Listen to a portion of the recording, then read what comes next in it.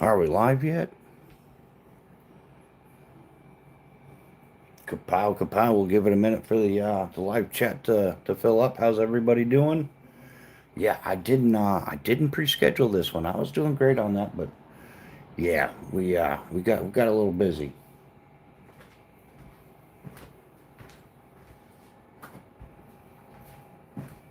Probably gonna take everybody a few minutes just to find it.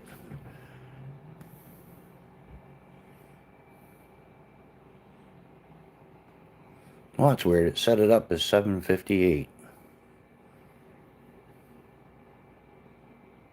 It's kind of weird because this wasn't even scheduled.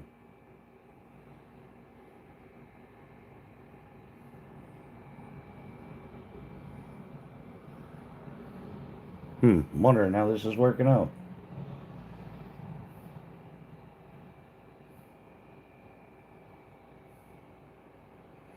Kind of weird. Kind of weird. Um, yeah, that is weird. Weird things going on with the scheduling of the lives. I think I might have mixed one up. But yeah, how is everybody doing this fine morning? Another day in paradise, right? Hello, hello. Irish John, what's happening, man? Yeah, I think I might have tapped the wrong button setting this one up.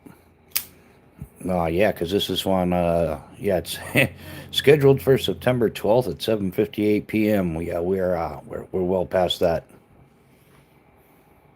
But Irish John, how you doing? Channel member, long time channel member here now.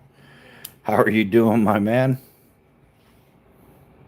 James M, good morning, man. Long time no see, brother.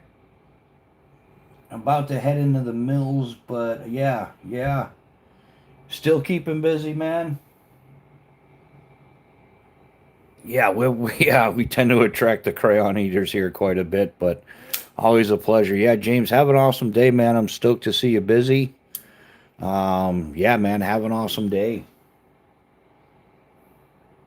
Yeah, Irish John, I think I don't know what happened. I went to go start the live, but like I'm saying, yeah, it's scheduled for September 12th at 7:58 p.m. But yeah, that's awesome. Great seeing James M in here. Um Irish John, Seagert.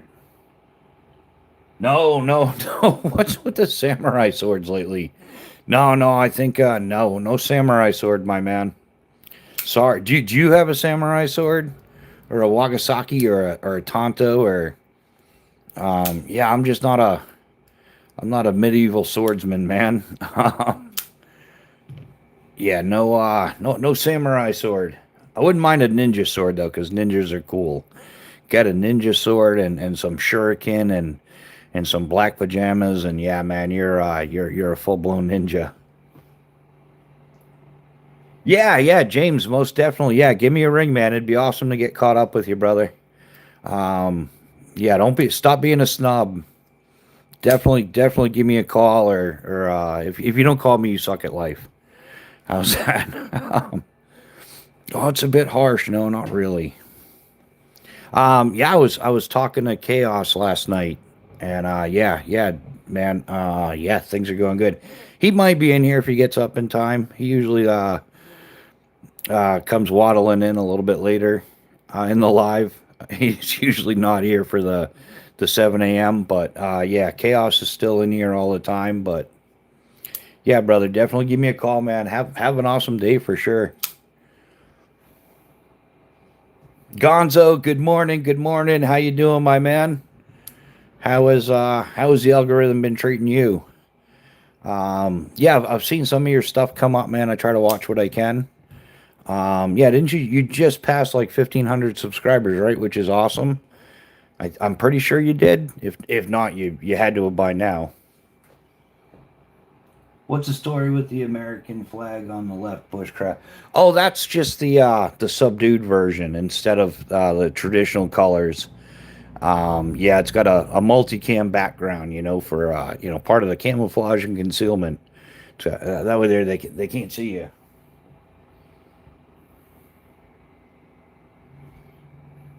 That's awesome, Gonzo. Yeah, all is well. Oh, you're at 1570. That's awesome, man. Congratulations on that, brother.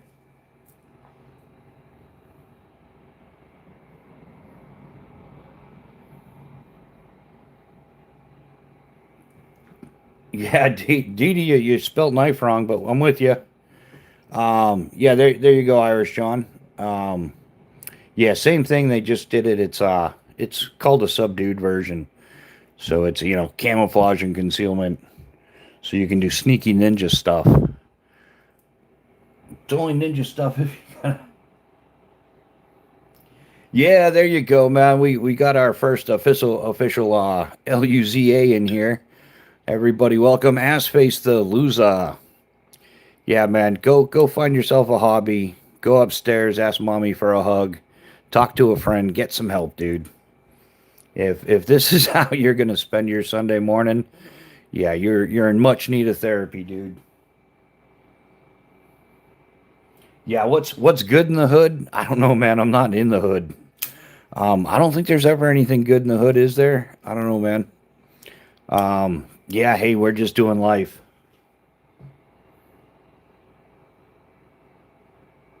Adam Hayes, good morning. How you doing? Welcome to the chat. Adam's a channel member here for a while now. How you doing this morning, Adam?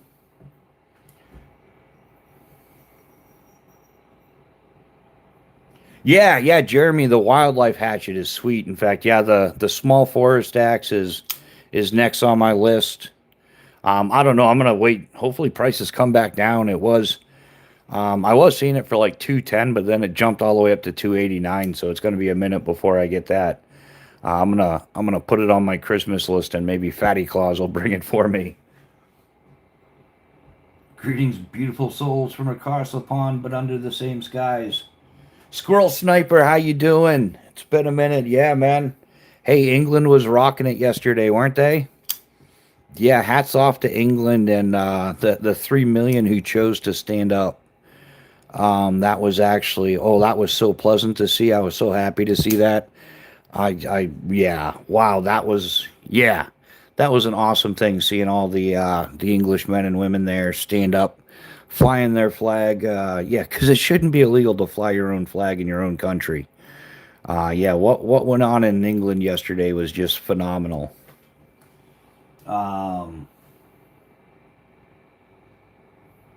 Thomas Simmons, I have never heard of John E.K. Knives. Never heard of him. I'm sure he's making good stuff. We're living in like the golden age of cutlery, man. There are so many good knife makers and everything out there.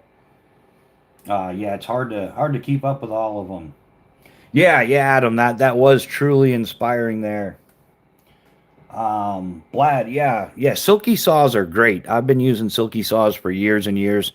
They're a phenomenal saw.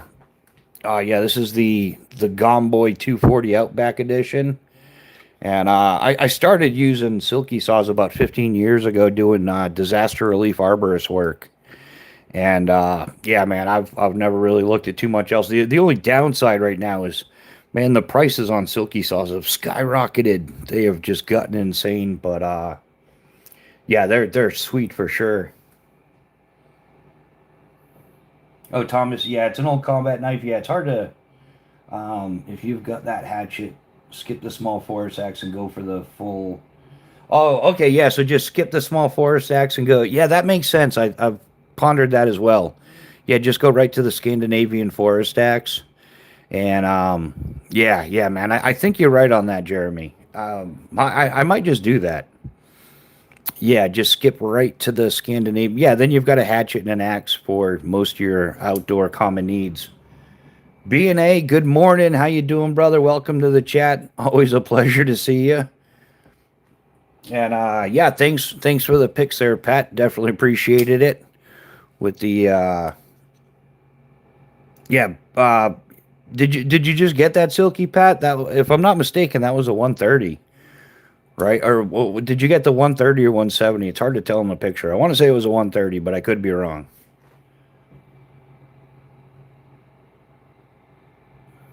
Yeah, Squirrel Sniper, same here, man. Yeah, Silky's my go-to when it comes to saws. They just hands down. I haven't found anything better yet. There is some nice stuff on the market. If I were on the market for like a bow style saw for outdoor use, I'd probably give the Agawas a try. But I really don't see an Agawa saw doing anything that a silky saw can't do. I mean, it's quite the opposite. Um,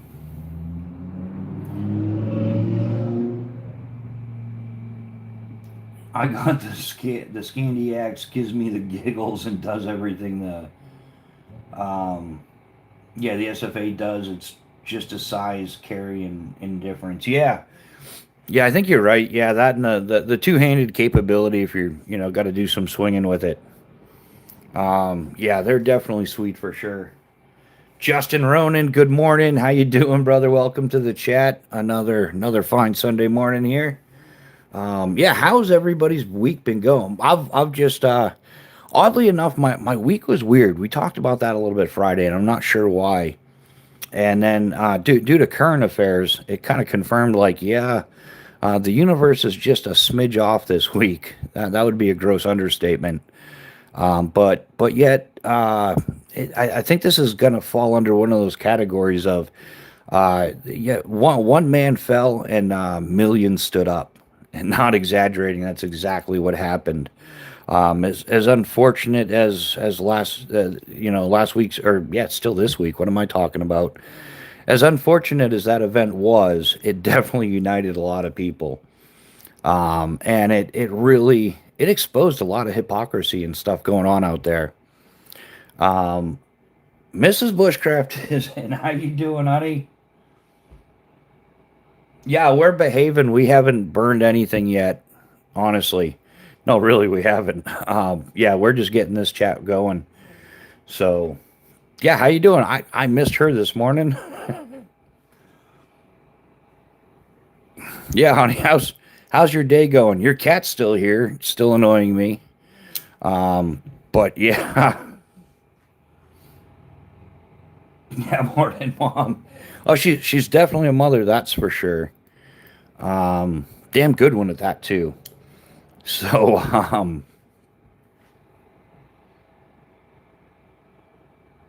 you were out the door at 3 a.m. Yeah, so you left earlier. I was just yeah. Yeah, Edwin, thank you, man. Yeah, where I think a lot of people are on that side. Well, the part that I can't figure out is why, and this is part of what's exposing some of the hypocrisy and sheer ignorance that's going on. But I've seen multiple people on different platforms like they're like, why did you stop at Charlie? Why didn't you take out his wife and his children? It's like, are you people that messed up in the head that you wanna? I mean, they're young children too. It's not like full grown children that are in their 20s or something and whatever. It's just, man, people are deranged. Yeah, sweet and sour kitten sounds good. It's probably not though, Pat. It's probably like it's probably like tough and gritty and gristly and just and the cat has a weight problem too, so it's just going to be a lot of fat. I think Agua is nice for lots of my in-camp saw work. I haven't managed to kill my Laplander yet, so that's what I trick around outside camp.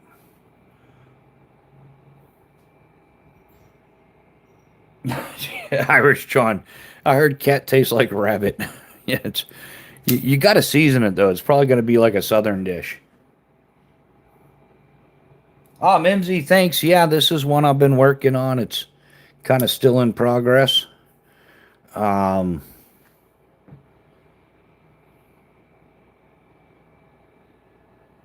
oh, okay. So what do you want to do for dinner, honey? You want to just grab something or? Yeah, you'll be home at 3. All right. Well, yeah, you can come home whenever you want to. That's why I love you. That's one of the perks. You can come home early if you want. Yeah, and listen, Irish John, be careful of your shoulder and stuff. We don't need that getting worse. It is getting better, slowly but surely. Yeah, and you're up early again tomorrow.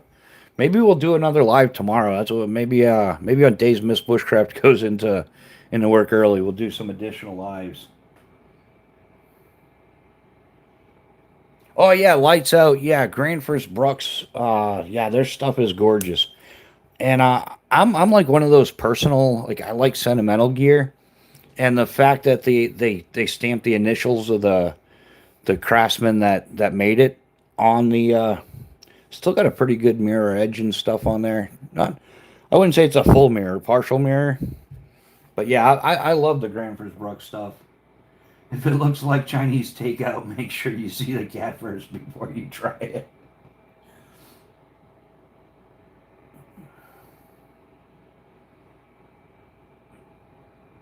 Yeah, that's priceless. Web Shooter Slings, good morning. How you doing, brother? Welcome to the chat. Always a pleasure seeing you. How is life treating you, my man?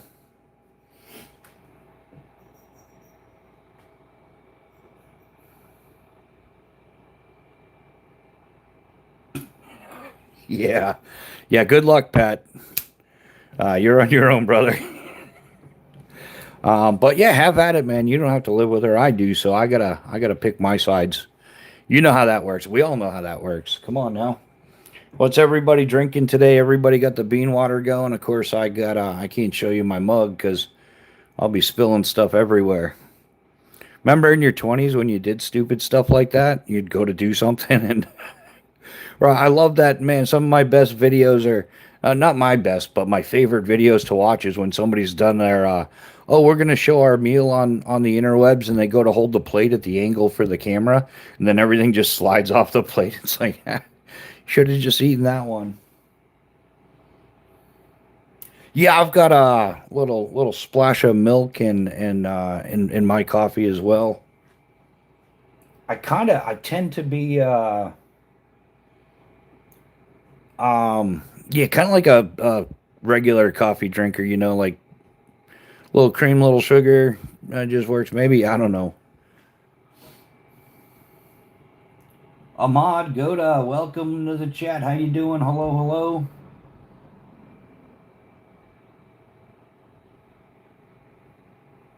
Brody carries an Elk Ridge ballistic flip open knife on me every day.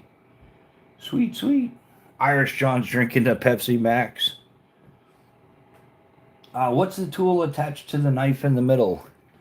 On the front here, it's two knives. It's a piggyback setup. So I've got the tier one mini piggybacked on the front here. The tier one BC is on the back. This is a Exotac ferro rod V2. Yeah, I haven't used that one. It's kind of like the backup. In the woods of the immortal philosopher. It's a dog eat dog world, and I'm wearing milk.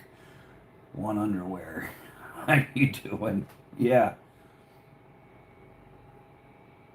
Watered down. Justin, all the ice melted. Yeah, watered down Sprite.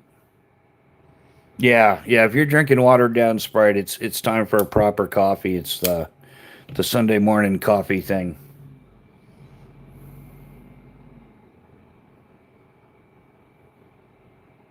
Yeah, good man, and you need it here. Like the woods are not the woods anymore. The cartel is in the woods now. It's official. It's 110% confirmed that even in the United States, in New Hampshire, the cartel has taken over homeless encampments. I thought they were getting a little hostile, a little aggressive, but cartels have taken over homeless encampments, and they're using them as distribution centers and sale points and everything. Like, so yeah, now when you go in the woods, it's not just running into an encampment of like homeless people. You're running into an encampment of homeless people and cartel members that are, they're not friendly. We all know this to be true.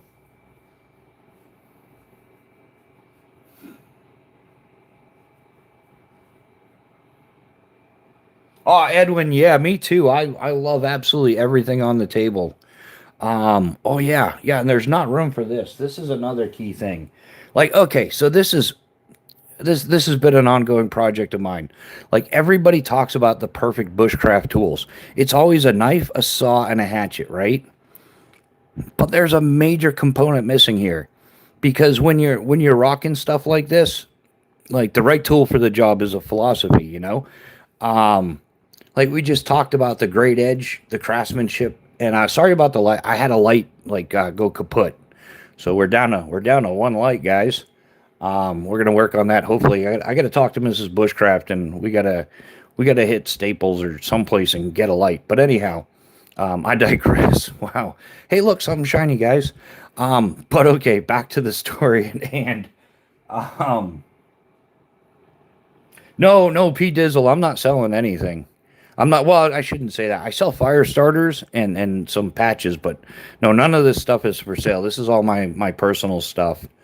Um, but yeah, okay. So you get yourself a Granfors Brooks Wildlife hatchet, like awesome craftsmanship. Take care of it; it'll last you a lifetime. Um, I'm definitely, most definitely not digging holes with this thing, right? We can all agree upon that. Same thing now, like my primary knife, same thing. This is the Phobos knives Tier One BC in Magna Cut.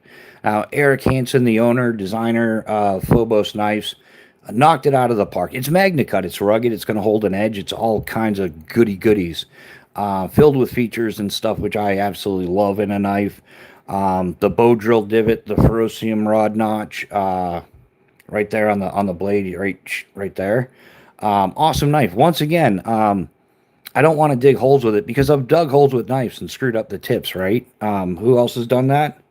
So I'm not. And of course, I've never really viewed Silky. Silky's an amazing saw. It's my go-to saw. I've used them in the like disaster relief arborist work, you know, clearing out trees and stuff after ice storms and hurricanes and things like that. Yes, so, but once again, I'm not digging a hole. So one of my wow, I need to clean this stuff. That was one of the things was like, okay, so what do you dig with? You could sharpen a stick, but I'm not a savage. So I actually started looking for a proper digging tool. And I had some of those ones in the past where, you know, for digging a cat hole, it's that little piece of bent aluminum that digs into your hands, and then you put a bunch of tape on it and it weighs more than a regular shovel. And then I've been to like the Home Depot and Lowe's and got the little gardening trowel type thing and use that, and they all break. So my big thing was I got to find a worthwhile digging tool that's in the. You could put it on your belt if you want to. You won't notice it on your pack. And what I ended up going with was this beast right here. This is Predator Tools, the Crusader model hand digging tool, and this is yeah, this is legit. This is used by people that do metal detecting as well as like military EOD guys, recovery guys, stuff like that. Yeah, exactly, Justin. And it holds shit tickets, man. Because every time you do, it's like paying a fine. You know, you might as well. Um, did I miss something? Oh, Leon's up in here. Good morning, Leon. Subi, good morning. It's been a minute, bro. How you doing? Corey Williams. Yeah, the tier one BC is an amazing blade, man. Yeah, and it's designed to function. Yeah, Eric Hansen is a 22-year veteran of the U.S. Army Special Forces. He served as an 18 Delta Special Forces medic, avid outdoorsman, adventure athlete, all that stuff, and all of his experience gets rolled into his designs. So it's awesome. He's a great dude. He really is. Um, Brody, big pocket, looking knife locking. Um,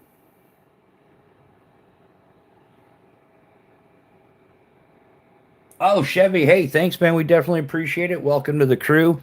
Yeah, you'll find that there's a really good crew of people here. Some of them are channel have their own little channels as well, just like me. Yeah, Squat Shot has a channel going.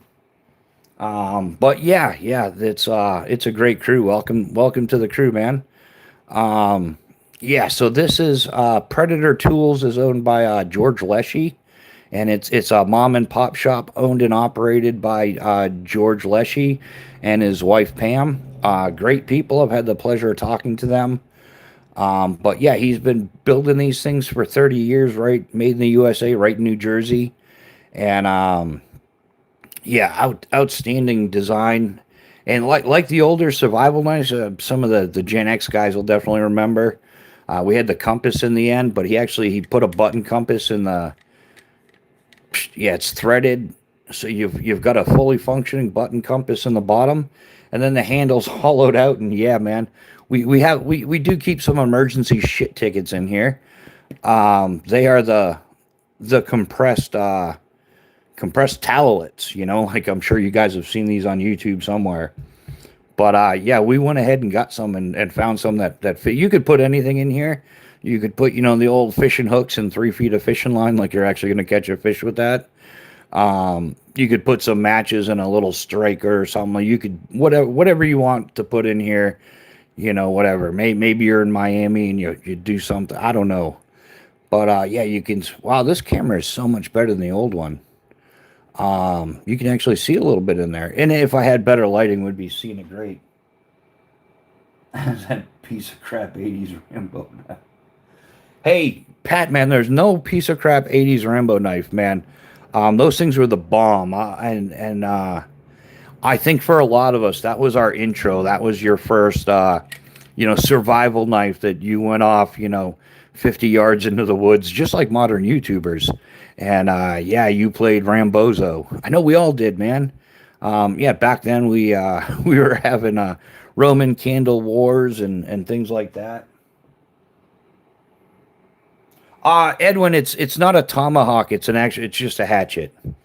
This is the Granfers Brooks Wildlife Hatchet, which is a great. I love it. These things are great. King. K&M Knives, how you doing? Welcome to the chat. How is life treating you? Yeah. Web shooter's spot on with that. Yeah, if you're like a later 70s, 80s kind of kid, yeah, they all, man, where was it? You could buy it out the back of a magazine for like 11.95. Back when yeah, they would even send it to you COD. Um, I haven't heard of anybody doing COD in probably like 30 years or something. But yeah, the charge on delivery, not to be confused with OCD.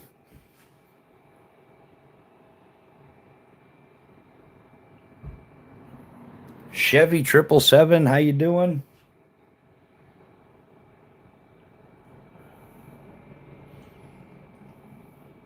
But yeah, so that's just some of the yeah, that's the direction. I don't know. I guess I got to make more room to make everything fit, don't I? How's that work out for me? Guess we could do this a little bit this way.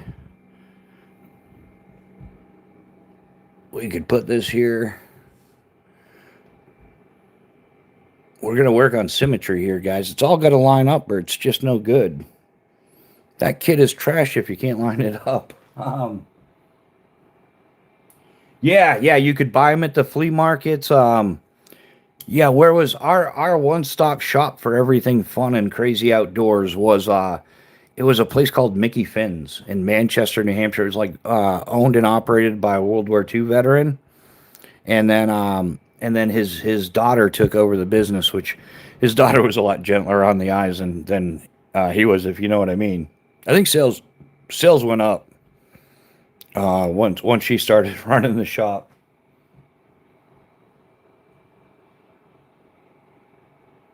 Yeah, exactly. Yes, CDO.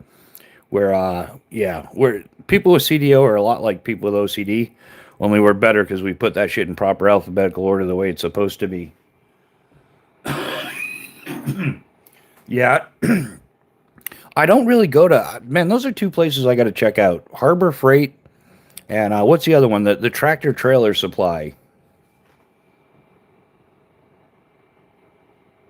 Oh yeah, Chevy. Yeah, you used to be on yeah, it was like back in the day. I want to say it was on Hanover Street, and then it went to Elm Street, and then it moved over to the plaza. Um,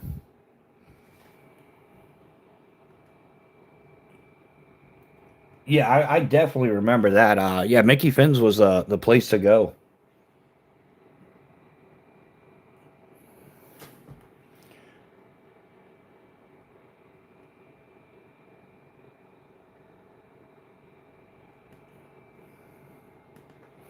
But yeah, Mickey Finn's was a great place. Ed, when you have a real tomahawk made of stone, yeah, hey, if that's what works for you. How do you sharpen a stone tomahawk? You just keep chipping away at it and re-chip it or something?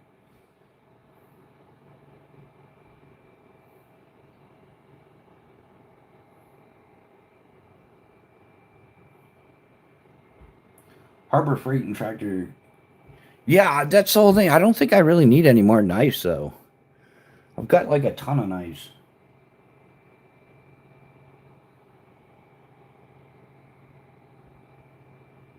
Yeah, yeah, napping is how you sharpen stone. Yeah, that's what I was kind of, yeah, chipping away at it, napping, flint napping.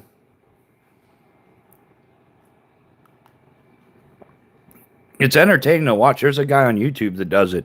He's really good at it, and he does the napping on like obsidian and stuff. He made a cool obsidian knife. But yeah, I'm not like a traditionalist, a purist. I don't know. Like that stuff is entertaining, but I just it's not. um, I'm up here with evolution, so I use modern materials with everything. Yeah, Justin, you can never have too many knives, unless you're doing a river crossing, right? And then too many knives is gonna turn into an anchor.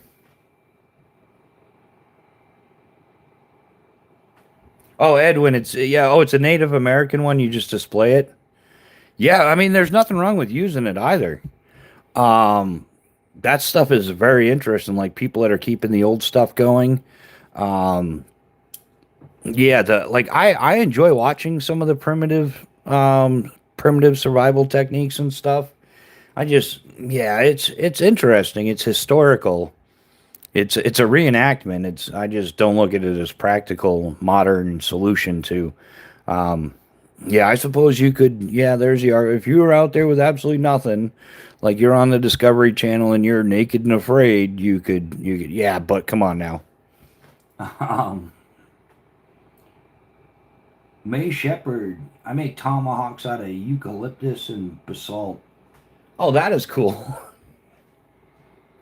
Yeah, there's some crafty people out there. I mean, people have never stopped amazing me. I'm always amazed at what people can do, and the amount of effort and time that they put into recreating something that like of historic value and everything, or natural resources, even with a modern twist.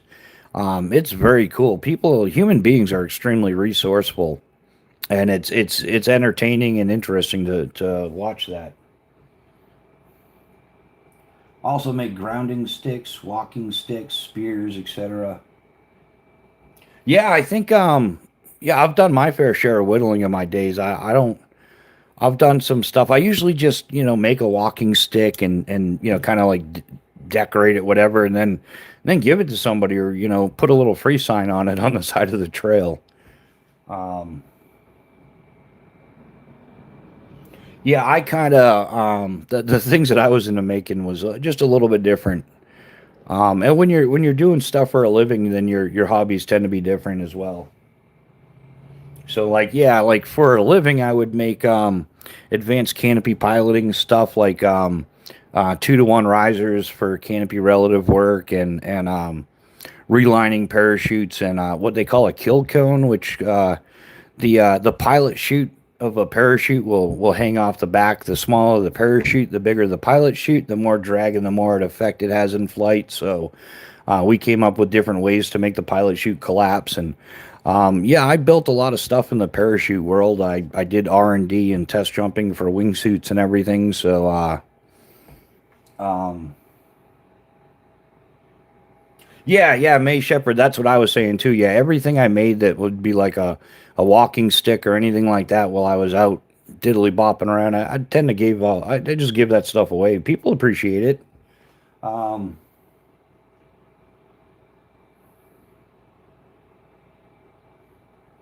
yeah, yeah, Edwin, you're right. There's a place here in New Hampshire, up in Berlin, New Hampshire. It's Mount Jasper. It's located like almost directly behind the high school. And there's a vein of jasper that went through the cliff up back there.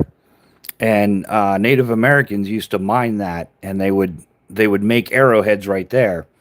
And the arrowheads that were made in northern New Hampshire have been found all up and down everywhere east of the Mississippi. They were supplying arrowheads all up and down the East Coast. That's still there. There's a little museum on Main Street as you go through Berlin, New Hampshire. They got a bunch of arrow like genuine ones, not reproductions, but ones that they found out there. And some of them they'll even point out the flaw. And it got discarded. It got thrown in the pile of chips and stuff like that. And to this day, you can go up there and find like genuine Native American arrowheads. Although they're all blems, but you're not paying for them. So yeah, there's a creek here that still has ancient fish traps from the natives. Yeah, yeah, Pat. There's also a lot of fossils around that area, especially around Trumansburg, all that shale and everything. It's really wild. Um,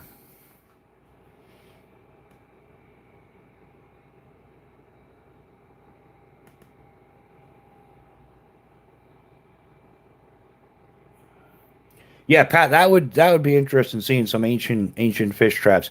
Are they the ones they like built up with rocks and stuff, or yeah, I'd imagine it's something like that. Most of the wood and everything wouldn't have made it, right?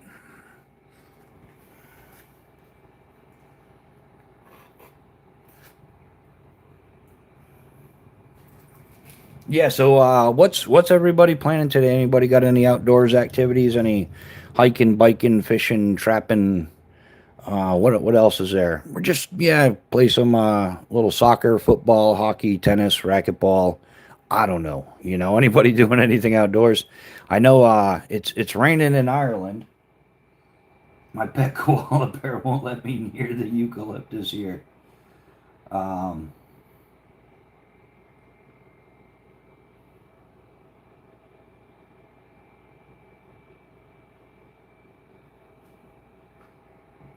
yeah, haven't decided what to do yet. How's the weather there, Pat? I know we got decent weather here in New Hampshire. We actually got a little bit of sunshine, a little bit. Yeah, like last weekend we got a lot of rain. This weekend no rain. Honestly, I haven't even looked at the weather in the past couple days. Yeah, probably get out for a ride. Yeah, get out for a ride while the weather's still warm. Yeah, I agree with you there, Pat. Yeah, definitely get out and enjoy the weather. Just repegged the tent a while ago. Big storm coming, I think. Yeah, Irish John, did you get to those guy lines? Those are, of course. Yeah. Anybody else do that? Like, yeah, I'll just stake down the four corners, whatever, um, and the vestibule or something. And then, of course, there's a storm that's going to come through with a whole bunch of wind, and yeah, you'll end up out in the rain, throwing up the extra guy lines. Oh, Don Ray, how you doing? Don Ray's a channel member as well. Welcome to the chat. How you doing?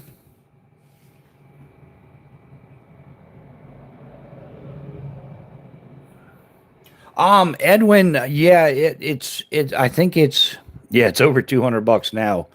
I think when I got it a lot cheaper. I want to say it was like 175 or something, but it came with the Granfors Brooks, the two-sided sharpening stone. So realistically, like 130 or something like that.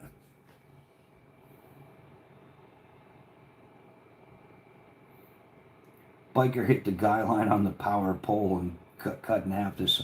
Yeah, yeah, Pat, that's no joke, man. Yeah, those things are dangerous, man. What's even crazier is that people put it on the trails. There's lots of cases of people putting, people don't want you on a certain trail or something, so they'll run a wire across the trail, and they do it to mountain bikers and the motorcycle guys.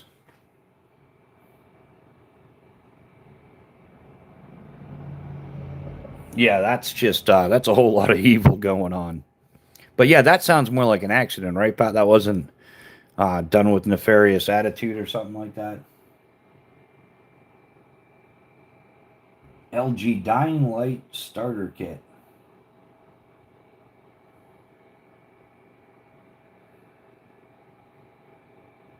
JD.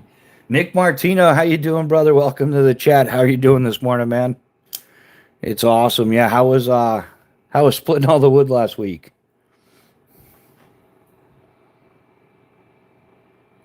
Oh, Don Ray is going to church for the first time in 30 years. Well, congratulations. I'm glad to hear that.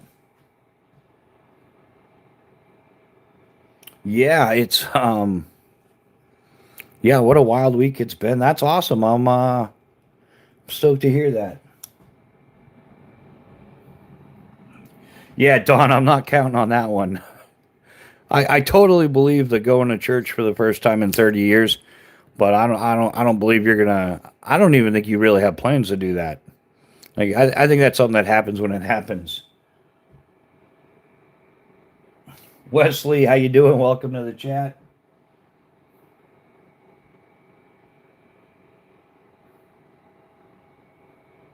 Oh, the weather's heating up there. It's been nice and cool here.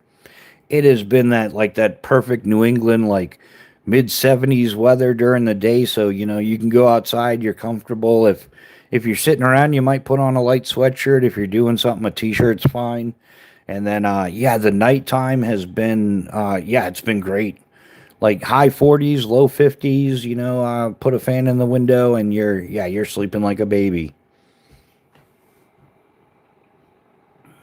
Wesley's doing good. That's awesome to hear, man. Tell me about the knife all the way to the right. All the way to the right. Um, yeah, this is the Phobos Knives Tier 1 BC. This one right here. This is in Magna Cut. 11 and a quarter inches overall. Has a bow drill divot put in. Obviously, it's a full tang. Also has a ferrocium rod notch. It's got the Persian swedge designed into the blade, so that'll add some strength and prevent breakage. Yeah, I think these are around like 320 or so. This one's got red G10 liners with double micarta scales. Um, Greg Vanderlip, what's happening, brother? Welcome to the chat. I've been considering going to church since I moved here 2021. Well, there you go, Don. Yeah, hey, pull the trigger on that one. I've never heard anybody. Um,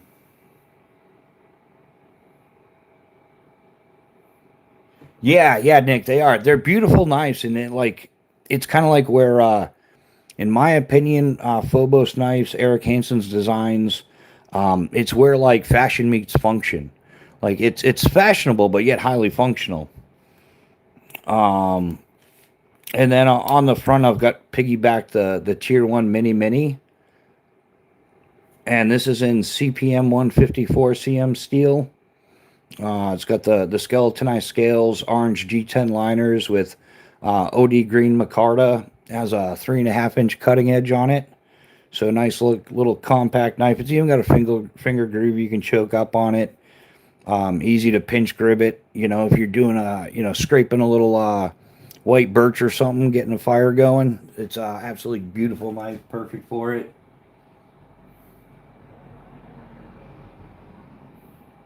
Yeah, Grim. It's not just a piece of art. But they're highly functional, man. And these things come with an outstanding edge. Lifetime guarantee. He guarantees his knife. So even if you decided I'm gonna pass it on to a family member, friend, or something like that, yeah, he still guarantees his work. He guarantees his work, not the owner. So yeah, it's a perfect camping bushcraft setup. Yeah, it's my all around. Like If yeah, everybody does that, the YouTube stuff. If you had to, grab one and run, it would be my tier one BC. And by coincidence, I grab one, I get the second one. So,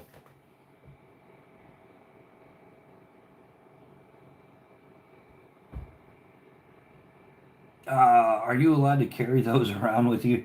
Yeah, yeah, Capio. I can carry them in the USA for sure. Especially where I'm at in New Hampshire. They're really lenient with the knives and everything. New Hampshire's state motto is "Live free or die," so they kind of have a hard time, like, yeah, and especially if you're out, fishing, hunting, camping. Yeah, they don't really bat an eye on it, to be honest. Yeah, that's not a knife. This is a saw. This is the Silky Gomboy Outback 240. Yeah, we gotta get bigger space. Um, yeah, so it's not a knife, it's a saw.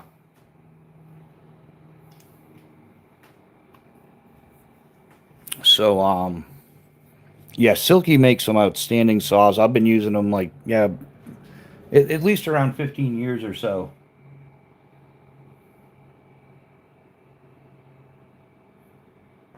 So Greg brother, how have you been, man? Has life been did life give you a break yet?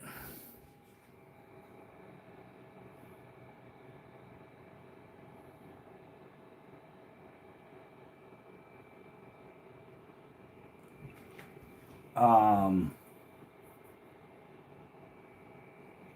yeah, Pat, I think the all around if you're just gonna run one silky saw, I would go with the 240. Yeah, that would be, I think it's the happy medium. It'll cover just about anything you need. My phone is dying fast and I have no charger with me. Oh, that's a bummer, Nick. You need a battery bank, bro. Um, yeah, I pretty much always have a battery bank, like charged in my pack or wherever. Yeah.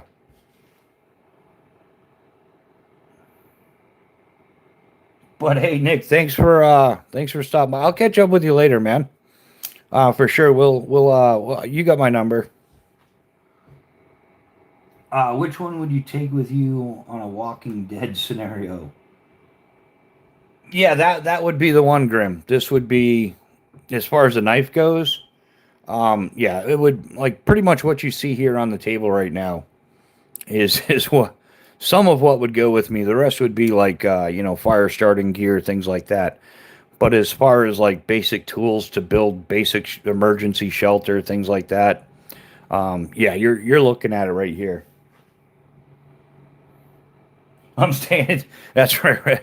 Yeah, Nick, run it all the way to zero, man. Living on the edge, bro.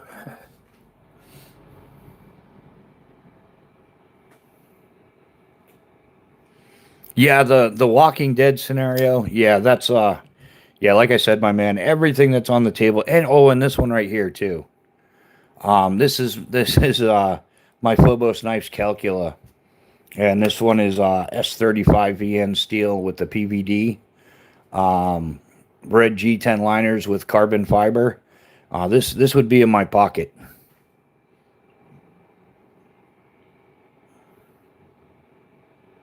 Ooh, Pat, is that the standard edition or is that the Outback edition? I would definitely go with the Outback edition.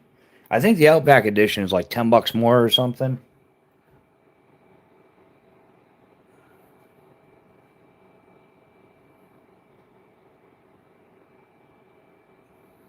Yeah, actually, man, I got to get the Phobos. What's it called again? It's like a combat tomahawk. Yeah, I gotta get me one of those at some point.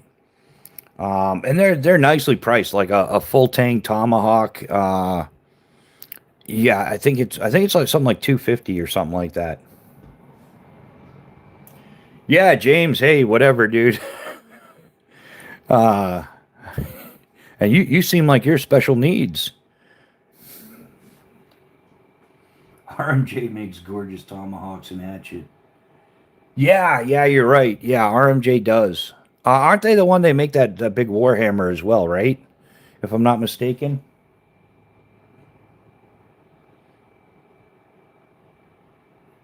Yeah, well, I don't know. Maybe he's just looking for a date, man. Maybe the dude was lonely and he was, it was more of a hopeful comment.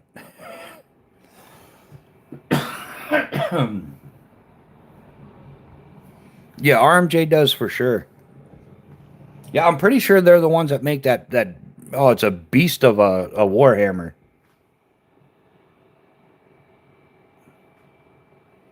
Yeah, far right, far out, whatever.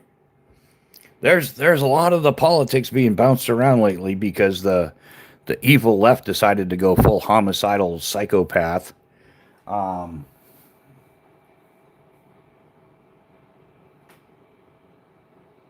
yeah, this is there's not nothing far right here. There's some far out shit, but nothing far right.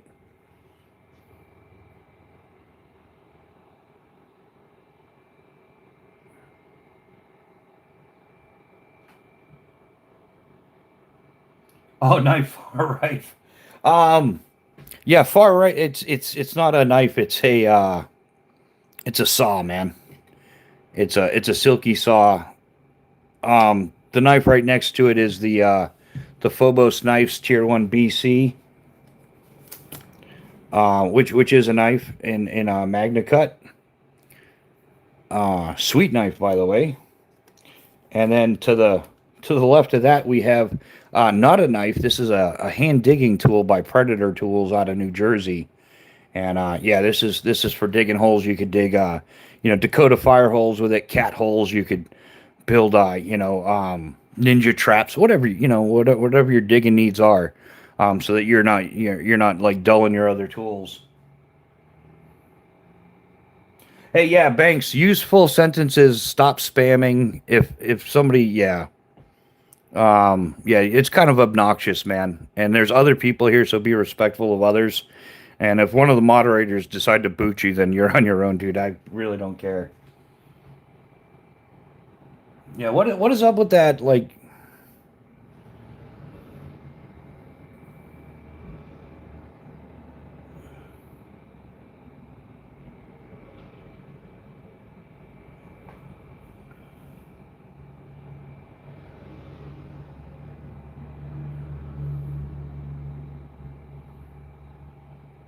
Katana Boy 500. Yeah, yeah, that's crazy, Pat. That thing used to be like 200. That's what I talked about that the last couple weeks. Like that was something I was planning on getting. It used to be like, yeah, it was like like right around the $200 mark, plus or minus 10, but you could find like good sales on it and like 170, 180. At that price, it's worth it. But yeah, they ramped that thing all the way up to 351, and it's like, yeah, I won't be getting one anytime soon.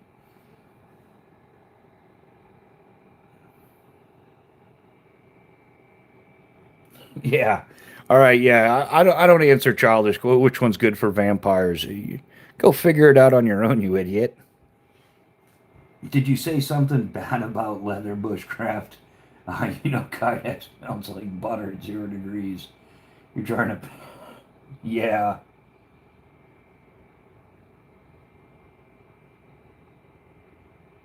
Jefferson, how you doing? Welcome to the chat. Just getting caught up on the comments here, guys. They're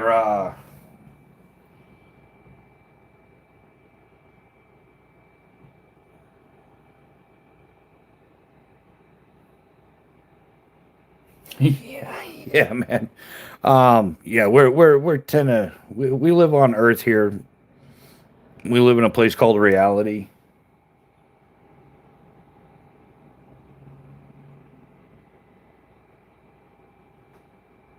Yeah, hey Banks, who you talking to like that, huh? Troll him, huh? You must be one of those loving. Yeah, I'm gonna leave it alone.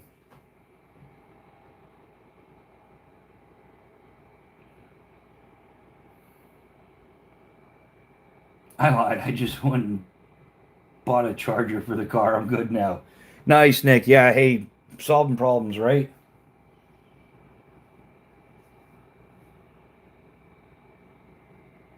Yeah, there's Yeah, I think YouTube put it out into the algorithm, and now we're bringing in all the, the special people, and the attention needy, the ones that mommy and daddy didn't give enough attention to when they were a kid, so they got to lash out and be all dysfunctional and stuff, and they're incapable of conversation. They're just they need that dopamine high. Oh, look, they paid attention to me. Yeah, there's. Oh wow, man. Somebody opened up the floodgates and it's pouring in stupid. That was damn Christian. Yeah, hey Ryan, how about you go fuck yourself, dude? Yeah, cause hey, here's a we're always transparent and honest here. I have absolutely 110% had it with the hypocritical, psychotic, left-minded people. Y'all need to get a grip on life. Like, yeah, the fact that you assassinated a man for words, y'all are pathetic, worthless scum. And then you back that up by wanting to go after his wife and his children. You sick, twisted, worthless, grabastic pieces of amphibian shit. I really don't care about the algorithm. I really don't care about YouTube. But y'all got issues. Y'all got more issues than Playboy. Sort it out. You hypocritical pieces of shit. Like you sit there, oh, we practice tolerance and acceptance. Y'all the biggest liars on the planet. Y'all, yeah, you're acceptant and tolerant only to your opinion. And you're willing to assassinate a man over words. Like you people are just pathetic. Like get a grip. And yeah, I listened to Erica Kirk, and I agree with her. Yeah, y'all failed miserably. What you did was you woke up millions of people. One man fell, and millions stood up in his place. And yeah, and her voice is being heard around. Like, yeah, totally, man. She was all about like you were gonna hear her battle cry, and that the widow battle cry. I want to hashtag widow battle cry. That can we do that? How do we do that? Um,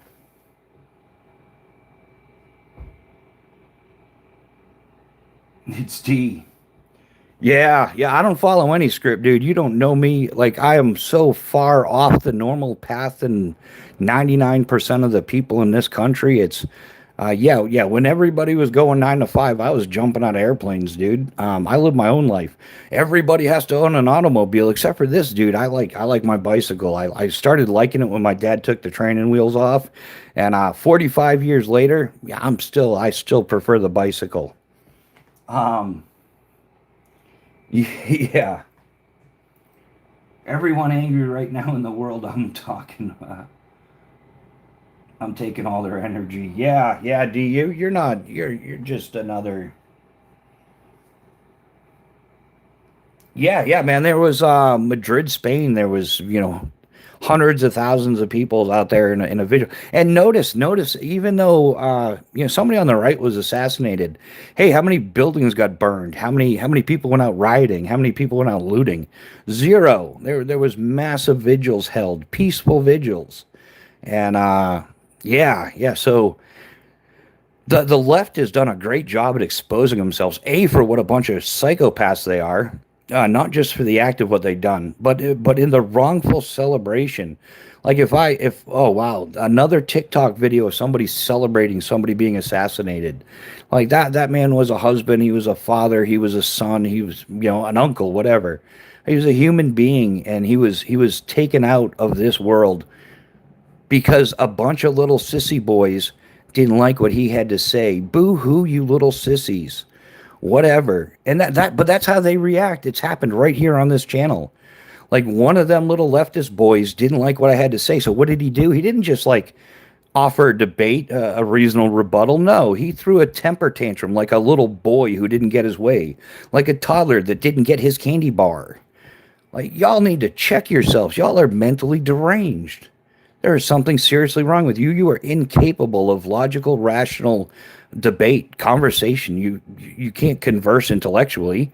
And the second you don't get your way, it goes right to a temper tantrum like a little toddler.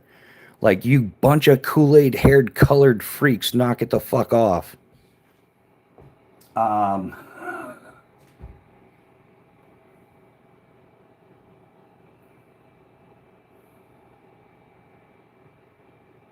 Yeah, see there, once again, when you back a leftist into a corner and they have nothing to say, they have no rebuttal, no logical, rational reasoning behind anything.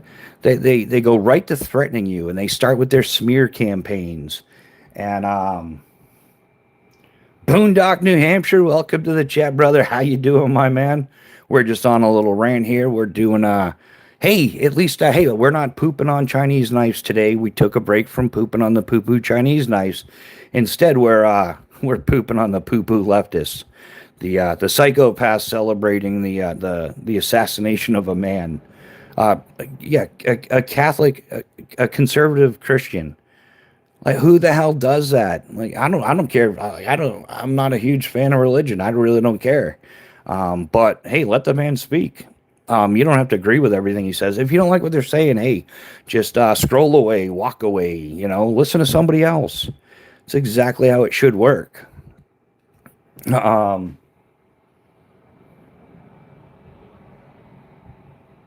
Hi, I'm back. I just got here. Are you talking about Charlie Kirk? Daniel, we are actually talking about, yeah, somewhat to some degree. Yeah, I guess so. But yeah, we were talking about the psychotic people that are like celebrating that stuff.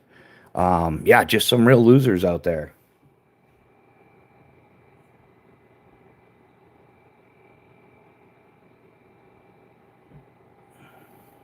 Yeah.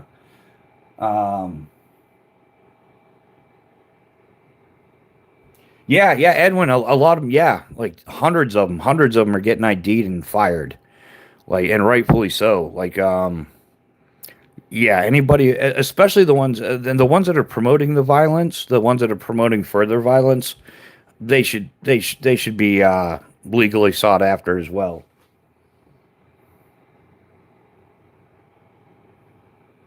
Yeah, that's what they do. It's just unfounded accusations, Pat. Yeah, oh yeah, he spread. Okay, what did he say that spread hate? He spread hate. Well, what did he say that spread hate? Well, he said hateful things. Well, what did he say? Oh, you spread hate. It's like, you're a freaking idiot. You're a moron. Yeah, you have no evidence supporting anything. They're just it's yeah, it's evil. And yeah, who else was involved in that? Like Piglosi and a bunch of other the politicians were like, oh, we can't control it. We don't. They promote that crap all the time. Nick, I appreciate you too, brother. Um, I'd say here this crap started when Governor Engler and Powell's pushed for a full year school suspension for any physical altercation, and the people are acting this way. Lost all consequences for dumb. Um,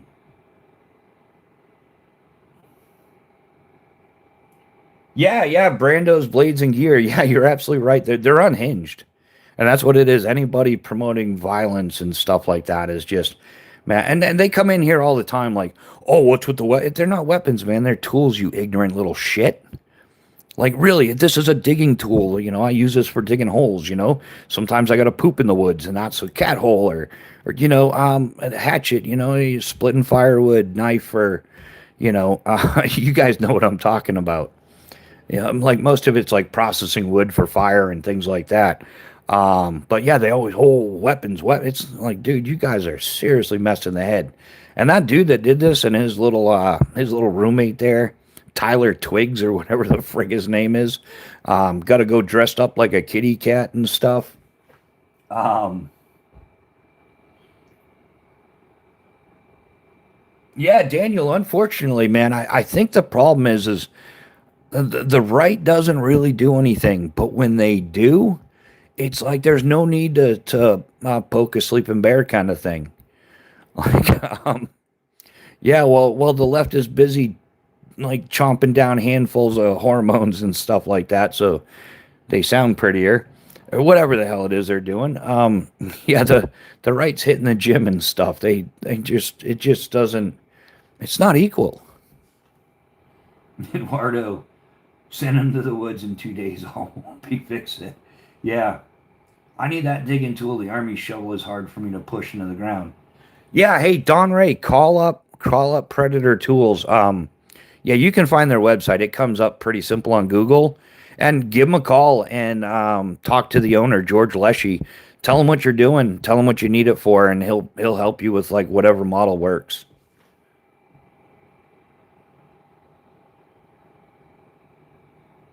Craig, yeah, that's where it started. Hell yeah, who doesn't love it? Like I love tools in general. Like, oh, I don't even have a multi-tool out. I do. I love tools. I like digging tool. My most favorite tools of all in my entire life were my parachute rigging tools, because it's not something you can get at the Home Depot. They're all specifically made for parachute rigging. And then later on, as I like my career grew and I got more and more involved in it, I had a friend that did a lot of metalworking and CNC prototype stuff, and we redesigned some of the tools. And I had custom tools for the packing of the parachutes, which was awesome. Um, yeah, the owner George Leshy. Um, yeah, they got their phone number on their website. Just give him a call. His wife Pam usually answers the phone. But yeah, just tell her you got yeah, just hey, tell her you saw some of his tools or whatever here, and you're interested in some stuff for your gardening. What does he recommend?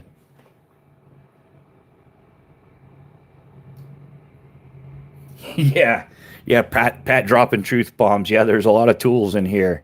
Hey, but I think we got the chat back down to normal levels. I think yeah, we're around like the 20s or something where we're usually at. It was yeah, like I said, YouTube put us out in the algorithm, which hey, thanks, but no thanks. Um, they're just yeah. There's a regular crew here. Like I don't mind building the channel. Obviously, you kind of need to. But yeah, I'm not gonna sacrifice morals and ethics to gain a subscriber or two. Yeah, yeah, Boondock. Yeah, we got hit by a bunch of the trolls, and they're all being the leftist libtard type. You know. What do you think about the cold steel Bushman? Practical or just I don't know. I don't have I've never used one. So I don't know about the cold steel Bushman. Yeah, I have no clue, man. Yeah, exactly, Nick. Yeah, that's why yeah, I wasn't I know everybody here that's normally here, you're all pretty thick skinned. You're all, most of us are Gen X or similar. So yeah, I don't mind hurting their feelings. I don't care. Like I'd rather them not subscribe. Like yeah, that's not the kind of stuff I'm promoting here.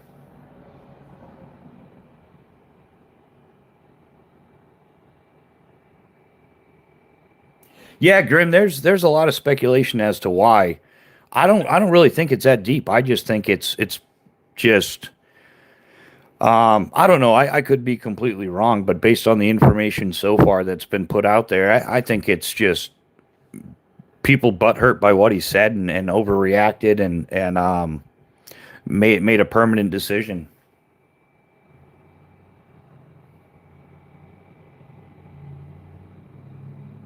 Yeah, I think that yeah, Nick, you're completely right. Yeah, sometimes people need to hear something that you know it's a reality check.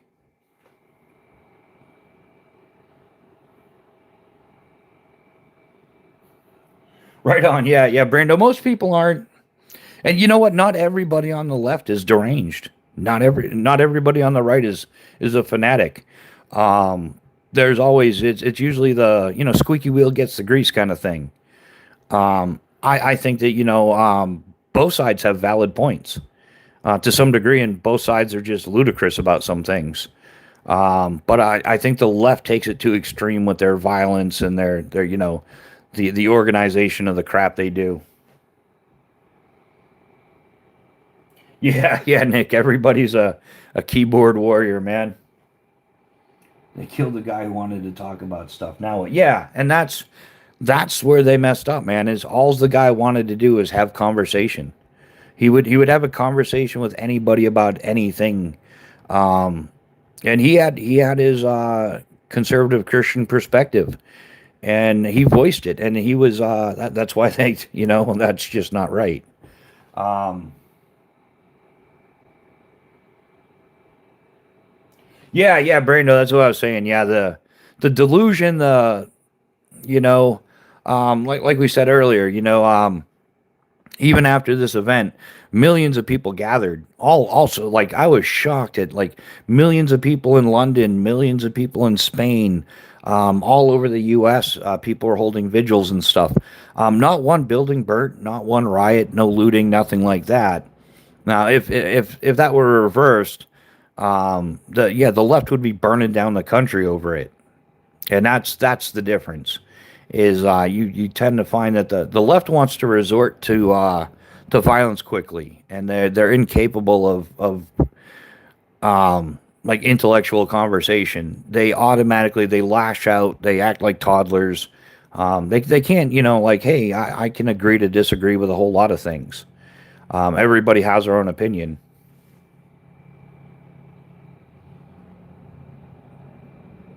Gabriel, bro, what?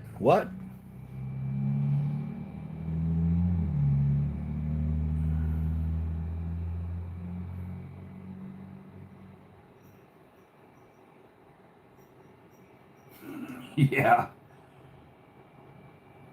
Yeah, so and I think that's a deal. Like, we had it here. Like, I said something in my live chat one time, and yeah, somebody called themselves out because they threw a little temper tantrum, rather than just being like, "Oh, I didn't like what he said," whatever. But we agree on 99% of other things. But the one time I said something that he disagreed with, he threw a little temper tantrum, went on a smear campaign, yada yada yada. Water under the bridge. Now I really don't care. But, like, thanks for outing yourself. Um, you don't know it, but you saved me thousands of dollars, dude. I won't buy your shit now. I would not. Not a chance. Not a chance, man. If you're gonna conduct yourself that way, I won't do business with you. And ironically, I know a bunch of other people that feel the same way.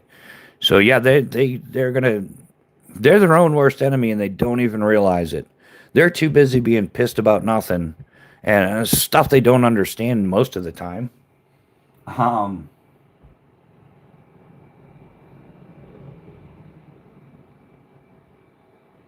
he said Jeffrey Epstein was a. Yeah, oh yeah, yeah, Grim. I totally believe that. Yeah, that's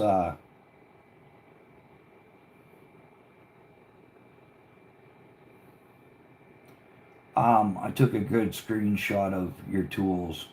I have Grim for his saw, sog shovel. What is have a nice Alaska combo? Any thoughts? Michael, the piggyback set is it's a Phobos Knives Tier One BC. They're made right down Eric Hansen down in Tennessee. Yeah, this is the Tier One BC. It's 11 and a quarter inches overall. Magna Cut blade is the primary, and then the one on the front is the Tier One Mini, and this is CPM 154 cm. It's got a 3.5 inch cutting edge. Yeah. That's the two knives there.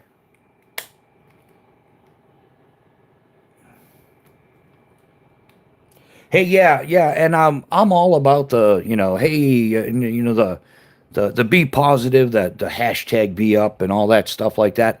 But I agree with a lot of that stuff. Like, everybody should be optimistically positive and positively energetic and everything like that. But I think the problem is if that's the only thing you maintain, and you don't interject, you don't like the old saying goes, the only thing evil needs to prevail is for good man to stand by and do nothing. I think that's what happens when we're too nice, when we're just too, oh, it's all unicorns and rainbows and stuff. I think that's where, yeah, we're busy looking the other way and being positive while they're kind of building their thing.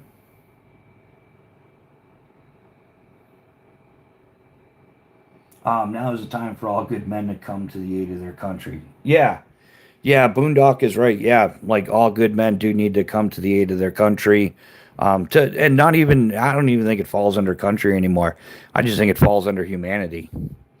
It doesn't even, yeah, it has very little to do with the red, white, and blue, but the quality in which we reside and how that's deteriorated over the past 5, 10, 15 years, and it rapidly accelerated. And yeah, now you've got like, yeah, you've got perfectly normal kids, that are going to these colleges and institutions, universities and whatnot, and they're being fully indoctrinated. They're being brainwashed. They leave their normal, and they come back a few years later just completely deranged.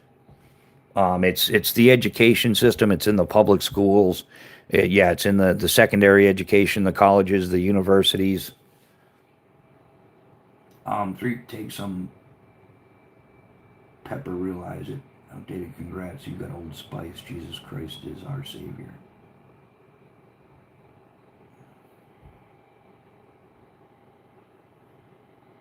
No clue what he's talking about. Yeah, that's yeah. What is he talking about? I have no clue, man. Um,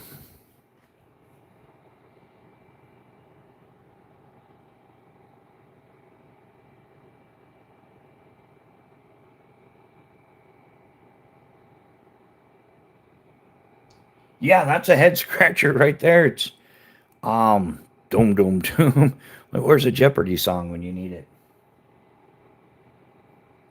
Ah, you're welcome, Michael.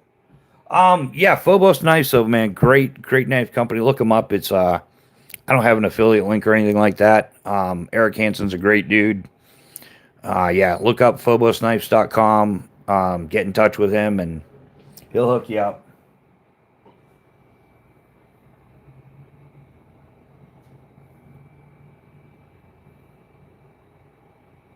Oh, did I miss a question or something? Is that what's going on? I think I'm caught up on that.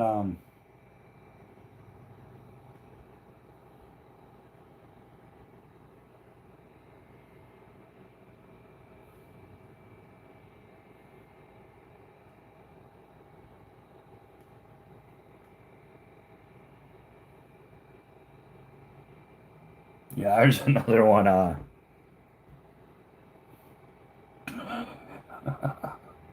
Oh, priceless. Hey, at least we're having fun, right, man? We haven't been trolled. That's what happened. We had a few weeks off from the trolls, so now they're getting caught up. Bushy just got my first slingshot frame, an SS Torque. Haven't even banded it up, and I ordered another, the Hammer Sling Bow. Yeah, I'm a fan of the Scout LT2. That's my favorite frame there, from Simple Shot. Yeah, hey, yeah, everybody's earning their troll sniper patches today, which is awesome.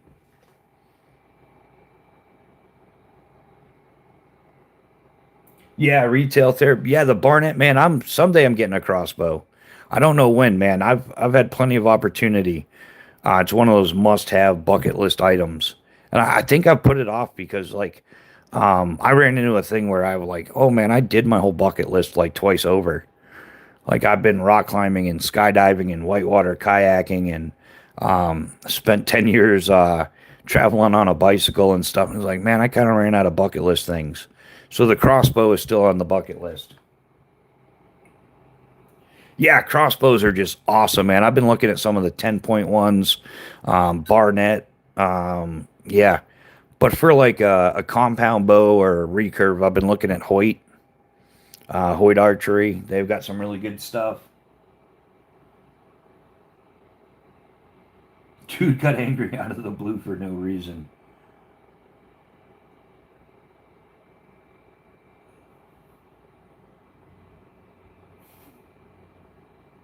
Yeah, I miss it, and that's what it is, man. I just think, um, I just think that, well, hell, I'll say it, man. It seems like the core leftist is like the island for misfit toys. It tends to be people with like no impulse control, like in dire need of anger management classes. Like they have no self control. They just lash out. It's like like I said, it's like a temper tantrum by a toddler is the best way to describe it. But yet they're like they're toddlers in adult bodies. And they got a, like the Punky Brewster years, dressing like that was entertaining when you were like 8 or 10 years old. But now that you're a full grown adult, do you really need the Kool-Aid colored hair and the 87 piercings and, like get a grip. But I'm expressing myself like, yeah, that whole thing is just like yeah, body positivity, stuff like that. Like, man, and like I hate that. Like, why didn't somebody, hey, fat ass, you put on a few pounds? Like, somebody should have said that to me like 10 pounds ago. Like, seriously, I need to lose some weight, guys. I've been doing too much research and not enough working out. But I appreciate that. Like, dude, one of my buddies in the army, David McCully. Yeah, we went to play some racquetball, and he's like, "Hey, buddy, you getting a little soft in the middle." And I was like, "Seriously?" He's like, he walks right up and just, yeah, look at that, man. You get a little soft in the middle, bro. You need to start working out. So you know what I did? Oh, I didn't lash out and beat him up. No, I started working out harder. Started watching what I ate when I went to the mess hall. And now I'm like short on that. Miss Bushcraft loves me too much. Like, the woman just needs to be like, hey, I love you, but hey, you're like fat ass. You know? My dad never told me he loved me. Someone's gotta pay. Yeah, that's exactly what it is. I need attention. Nobody's like, yeah, go get a hug. Um, I love my crossbow. I should do a vid. Yeah, Don, you must do a video on. If you have a crossbow, you must do a video, and tag me in it so because I'm not gonna get the notification. So tag me in it so I definitely watch it. Just missing a cheeseburger. Nothing says American like a tabletop full of knives and tools. Yeah, exactly. And man, most of them. Oh no, half of my stuff is U.S. Yeah, Granfors Brooks is Sweden. Silky is Japan, but Predator Tools is USA, New Jersey. Phobos Knives is USA, Tennessee. Yeah.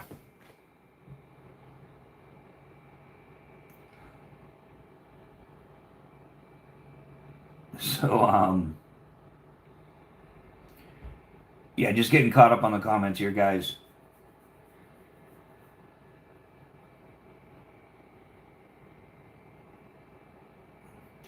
Nick, no, I don't have any experience with Cry Precision. I mean, from what I hear, they've got really good stuff, but man, that's some hefty price tag. Like, man, I think, yeah, it's Cry. I've definitely seen pants are like in the $300 to $400 range or something for a pair of pants. Arc'teryx is like that too. The Arc'teryx leaf system is, yeah, you'll pay $400 or $500 for a pair of pants.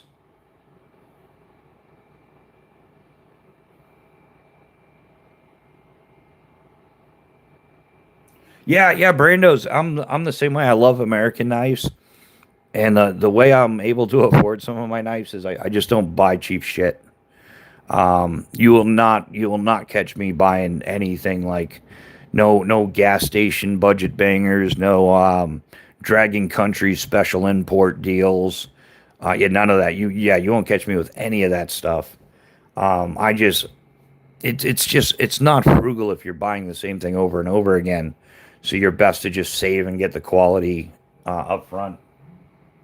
Yeah, quality over quantity. We definitely preach that, and I lived by that my entire adult life as a parachute rigger. So yeah, quality over quantity is a thing. Sweat the little things.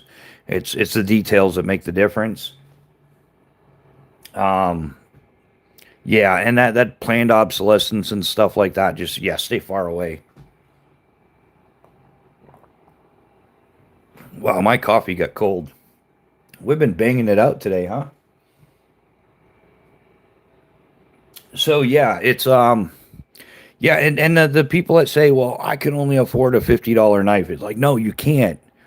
No, what you did is you failed to save more. If whatever you did to come up with that $50 to for that $50 knife, the only one you could afford, repeat that process. Unless somehow it's a one time, like you want to scratch, you found a scratch ticket on the side of the road. There's your $50. But most of the time, it's a portion left over out of our earned income. And whatever you did to put that $50 aside, just continue doing that. And then $50 will become $100 and then 150, and just build that up until whatever point. Like if you can afford a $50 knife, you can afford a $500 knife. You just can't afford to buy one every week. And but if you save and you buy that quality product, you won't need to buy one every other week or whatever.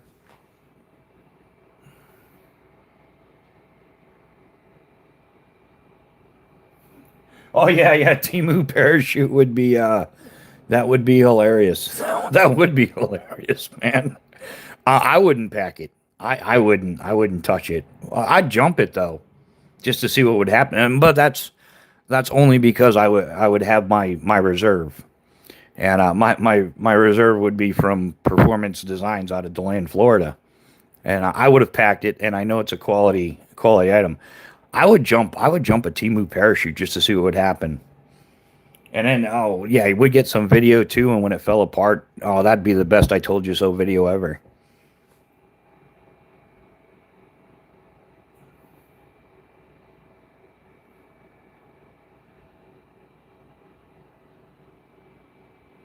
Yeah, yeah, but there are so many sweet looking and awesome. Yeah, yeah. Hey, you're right. You're right, Justin. There's some pretty knives out there, and the first time you use it, that cheap paint chips off. Like unless you're like a collector of decorative knives, and you have no intentions of using them. Um, yeah, there's so many, and yeah, that's a huge thing. But I guess I kind of look at a kit as a well-rounded thing. Like it's just knives are like a small percentage of your overall kit. Well, we'll say 5% or something hypothetically. I don't know exactly what it is, but yeah, then you've got your shelter, you've got your tents, your hammocks, your sleeping bags, and then the stuff that like. I think one of the most important things people overlook is some foot gear. Some like good, comfortable, whatever you like walking in, whether it's, modern trail runners or, a full boot. Depends on what you're doing. Um, yeah, Performance Design Saber 2, 29.90. Yeah. Yeah, usually about a 4 to 6 week turnaround on that. Yeah, PD is the bomb, man. The PD Reserve is the best reserve parachute in the world, hands down. I highly recommend it. But yeah, hey man, the Saber 2. Um, well, obviously, yeah, they've got the Saber 3. The Saber 2 is a great parachute as well, but the Saber 1 sucked. In fact, we used to call it the Spanker 1 because that thing would open so fast it'd spank you every time. Um, Snake boots, I love my snake boots. Yeah, yeah, like, but snake boots in New Hampshire, like, not, yeah, if you're in the Southwest or down south where, yeah, you've got, oh, 11 to 16 weeks. Yeah, the turnaround time varies. I know, like, the harness container systems, man, the longest I've ever had to wait, and I think it was a little more, but I actually had to wait 6 months. Like, I ordered it at the end of the season, so like October, whatever, September, October, and I didn't get it until the startup of the following season, which was great because I went down to Florida for the winter, and then when I got back up to the Northeast, my new harness container system was just showing up. Um, Brando's. I haven't tried T-Cal knives yet. Tim's an awesome dude. There are some people here that use T-Cal. I haven't had one in hand yet, but I think even if you did have a problem with it, I from what I know, yeah, you can go there. You'd be able to call up and they'll take care of you. In fact, I think he usually has a live on Sundays like 10 or 10:30. But yeah, I know a few guys that have T-Cals and they like them. They say they're great knives. The guy it's a veteran owned company as well. Tim is a retired Marine, so yeah, he likes the crayons, but we don't judge. We accept those guys. In fact, has anybody seen Cannon lately? I got some crayons for him. Um, Timu parachute. Hey guys, come look. You never seen an accident like this.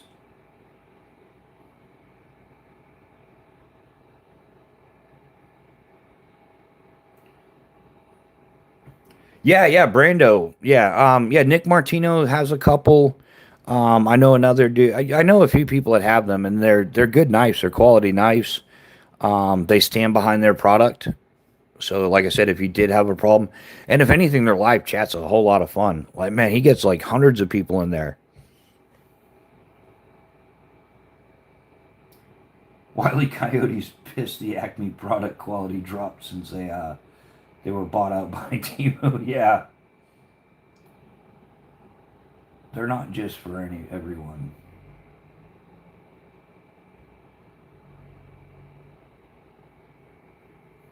Yeah, yeah. Pat's got one as well. Yeah, I know Bando Picks has got a couple as well. Um, oh, best giveaway win yet? Yeah, I haven't had a man. What is my best giveaway win? I don't know. I won a CRK Sabenza 31. This the small yeah Sabenza 31 small Magna Cut, and that thing turned out like to be evil. I ended up I gave it away. It seems like a great night. I wasn't impressed with it. That's just me though. Oh, Nick, you're gonna do. I'm gonna be over there. I'm gonna make it a point. In fact, dude, I was worried about you last weekend. I didn't see you all weekend, and then I went to TCal as well, and I'm like, well, Nick's not here either. I hope everything's okay. Um,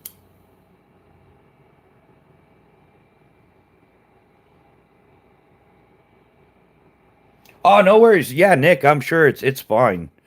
Um, but yeah, usually I see you somewhere here or there over the weekend, and I'm like, wow, I haven't seen Nick all weekend. And we're getting old. We're getting to be older guys. You never know. Everybody's having like heart attacks and strokes and whatnot. So yeah, you never know nowadays.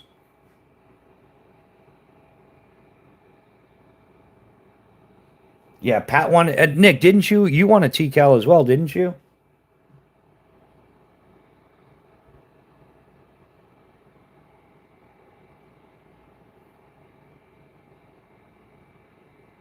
Yeah, yeah. So um, yeah, but their lives are great. They're interactive. It's a team effort with as busy as it gets. But they pay attention to the comments and um,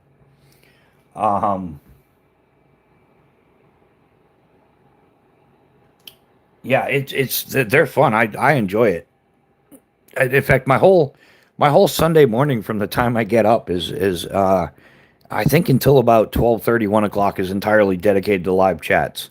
I do my own live chat and then I go over to Grumpy Grunt, and then when I'm done at Grumpy Grunts, I go over to TCal. Um, and then next thing I know, it's about noon, 12:30 ish. Um,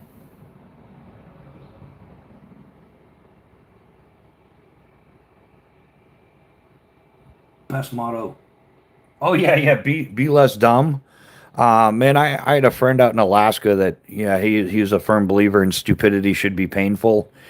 He had his own little sticker thing going with that for years because, yeah, it just, yeah, people that jump out of airplanes all day, they kind of tend to have a slightly different perspective on things.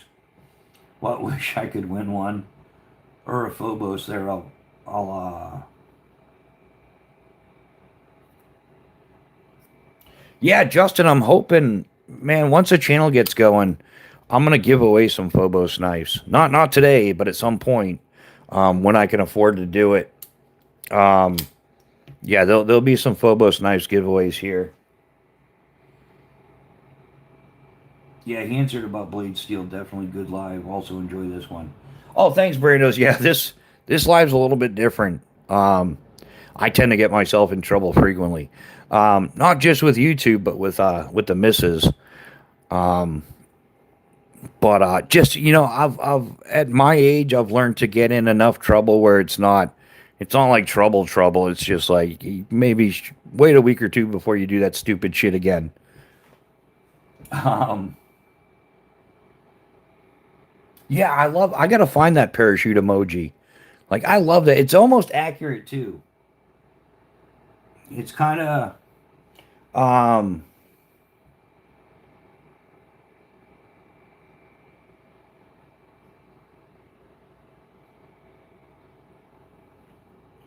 I do have firearms, but I don't take them out on YouTube. You can't do it during a live for starters.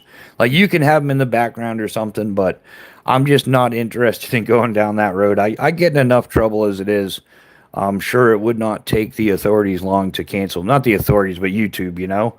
I'm sure they would cancel me quick for having that stuff on a live. They do it anyhow. In fact, we know of people that have, air rifles, and the Daisy Red Riders stuff, and they've had their live chat privilege revoked.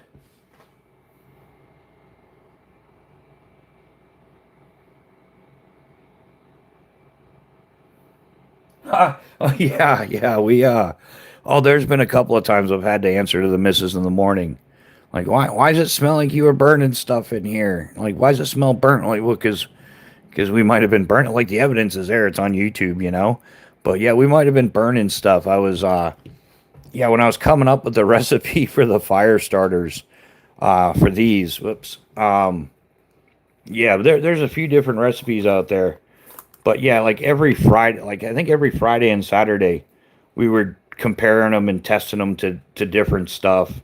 Like wet fire and the quick tab tinders and whatever else we had our hands on.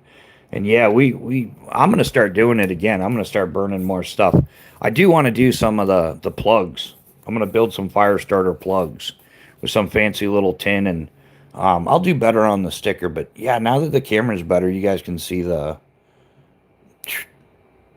How do I hold it still? Like, hey, check this out. What do you think? How's that? Is that more legible now? Yeah, I'm just being a jerk. But yeah, he goes from indoor coffee to making indoor campfires. Yeah, Pat, I did. Man, I was so disappointed. What are the odds, right? Like, I thought I coined hey, I'm making indoor coffee. Like, this is going to be legendary. People will be talking about this for generations to come. And then we went over to T-Cal and hey, he's making indoor coffee too. Like, what is up with this? Um,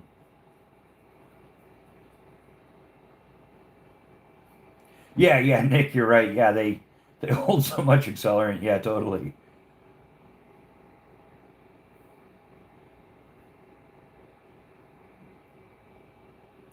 During his slingshot shoot, picked up a CO2 BB pistol. Yeah, Boondock. Yeah, he's one of the ones that have been nailed for that. Like so, yeah, I don't engage in any of the firearms activities on YouTube at all.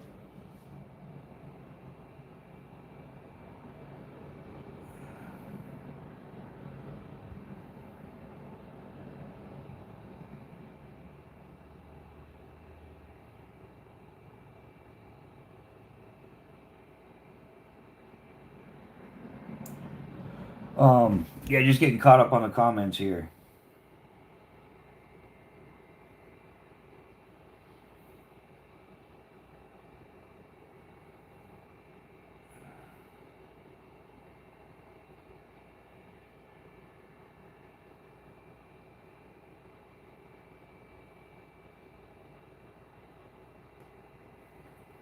Yeah, the giveaway culture on YouTube, that's a whole other thing. Yeah, I agree with you guys.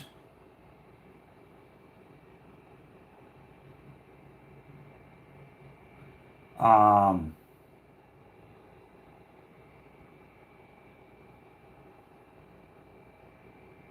oh yeah, thanks, Justin.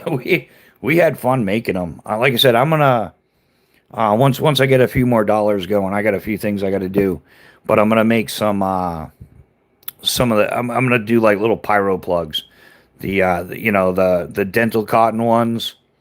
I want to mess with make some of those, and we'll have round fire starters and rectangle fires. So, like I've got some tins picked out for it, and I'm gonna put it all together. It'll be a good time.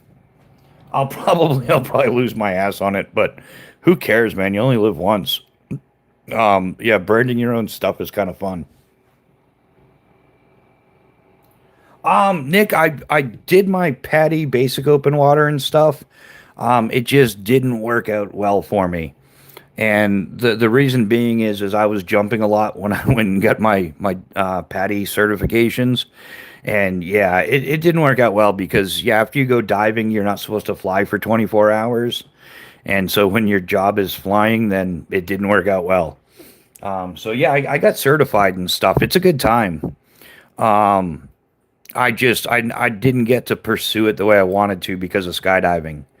But I also learned, like, living down in the Keys, most of the stuff that like, depends on what, if you're into tech dives and stuff, yeah, that's different. But most of the stuff that people want to see, you see in, like, relatively, it's like 10 to 15 feet of water.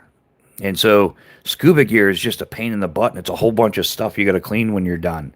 So you can, like, most of the good diving places, you can actually just snorkel them. And yeah, so, like, if you dive off the coast of New Hampshire, you're gonna pretty much see lobster and more lobster and then some lobster. If you head out down to, like, Cape Cod or something, you might get in one of those. You can see a great white shark type thing or something. But yeah, dude, even, like, the classes. I took my classes at a place in Manchester, New Hampshire, called Diver's Den, and they have their training pool right next to it. And I was just amazed at how awesome going into a pool and just kind of, like, you're only in, like, 10 feet of water, but to not have to go back up for air, that's like a game changer. You're like, yes, I'm a god now. Bow down before the. No, no, it's not quite, but it's amazing. It really is. It's a unique experience. I would say that experiencing scuba diving is much like skydiving. Yeah, like, it's a surreal type. Like, you shouldn't be doing this. I did get into doing some freshwater dives and stuff, some shallow dives, and trying to get away with it, but it's kind of like a gamble that I shouldn't have been doing. Knives for Life, good morning, good morning. How are you doing? Welcome to the chat. But yeah, it is. It's a very surreal experience, especially in the beginning. Like, that whole, like, wow, I'm underwater and I'm breathing. It's cool, and there's some tech stuff you got to keep track of, but for the most part, it's respectively safe.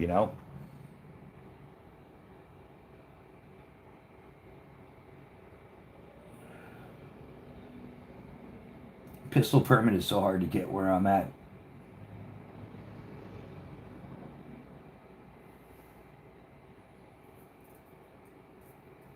Yeah, yeah, the whole permits and all that those are awkward.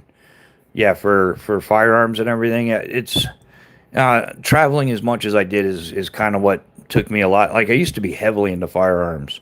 Like, great hobby. I was on my junior ROTC rifle team.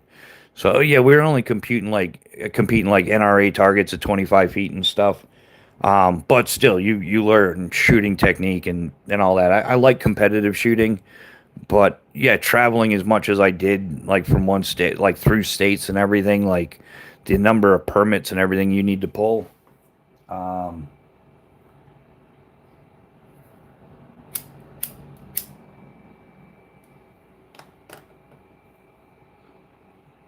I think the next thing is to get Tom a good bike. Yeah, yeah, I need a bike. I need a, yeah, I've been looking into it. It's tough. Yeah, yeah, Justin. But yeah, when you're traveling and you have it in a bag or something, they automatically, it's concealed or something. Yeah, bikes have gone up drastically over the past few years. I've even gone down to the local bike shop and said, "Hey, this is what I got." Like, um, what would it take to I've got some good parts on my bike still. I've got, like, Shimano XTR drivetrain and things like that. I've got SRAM carbon. What are they? Double X. I don't. They're nice brakes, but a lot of stuff isn't going to transfer to the newer bikes. Like, a lot of them. Yeah, I'm a Cannondale guy for sure. My current ride is, was a Cannondale. I definitely cracked the frame on that.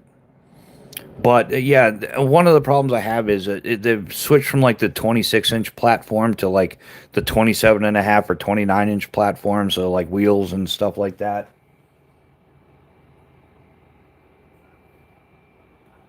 The Trek Jetta. Yeah, Nick. The problem is I can't find anybody to weld it. The problem is I can't find anybody qualified to weld it. That's going to guarantee it's going to be safe afterwards. And the people that are willing to weld it, they're not willing to guarantee it's going to be safe afterwards.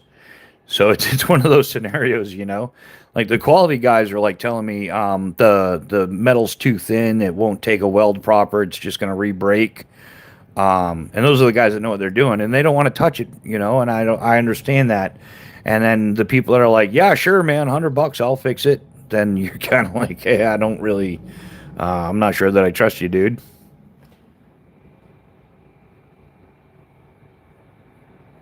Kelly Weaver, good morning. How are you? It is aluminum. It's an aluminum frame, but yeah, it's kind of past due. And it's not just the frame anymore. It's the forks, the shock forks. You can't like if I can't remember what the exact numbers are, but hypothetically, the two normal sizes are like 100 millimeter travel or 120 millimeter travel, and this one is like 110. So like I think Cannondale kind of built this one almost with proprietary parts. I've had a real hard time. Oh yeah, yeah, Nick. They make titanium bike frames for sure. Yeah, they do. In fact, I turned down a free one a couple of years ago. Yeah, I would love to get a titanium bike frame. That would be sweet.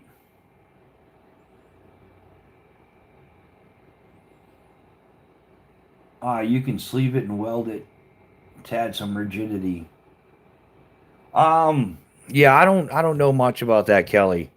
Um, and it's I don't think you can sleeve it where it's at. I don't know. I'm sure like yeah, where there's a will, there's a way. I'm sure.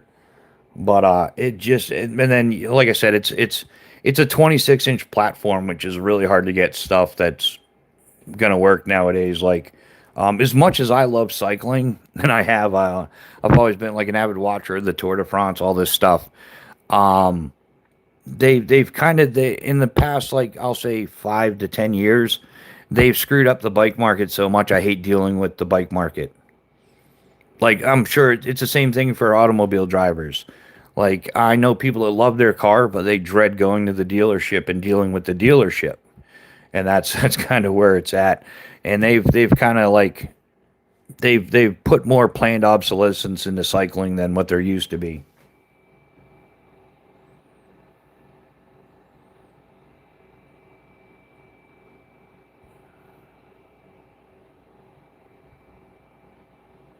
Um, yeah, yeah. Then you've got other issues like weight issues and stuff like that. Yeah, it's kind of turned into like an endless nightmare.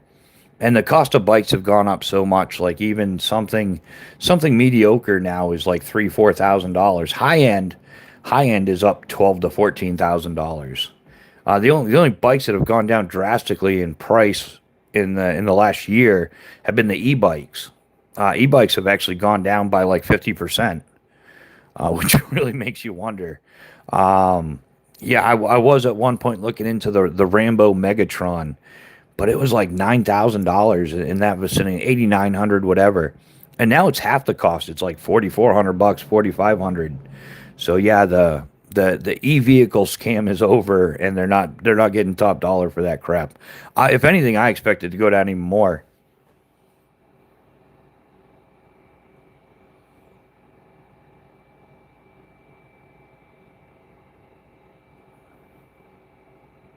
Yeah, in fact, not only have they stopped using chromoly steel, they've a lot of places have stopped using aluminum. They've switched to carbon fiber.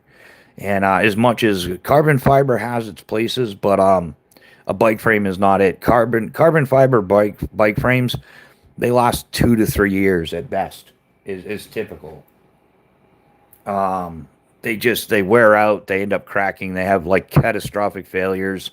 Yeah, carbon fiber is awesome for knife scales and odds and ends where you want to lighten stuff. But carbon fiber, like if you're racing for your paycheck, then you spend money on carbon fiber.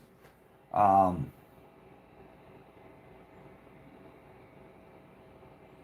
I bought a one wheel, never ended up learning to ride it. Screw that.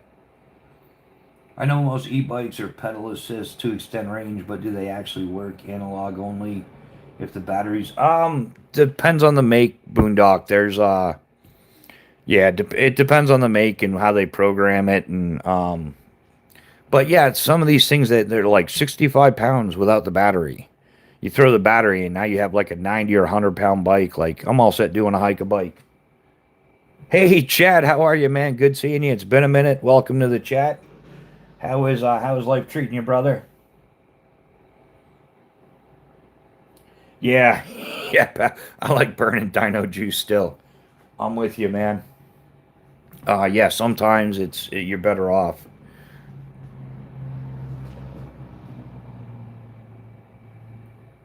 Yeah, the good old go gas is something special.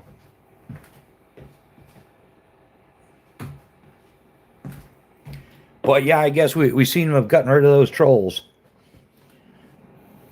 Chad's doing good. That's awesome, man. You've been getting in some target practice with your slingshot, man.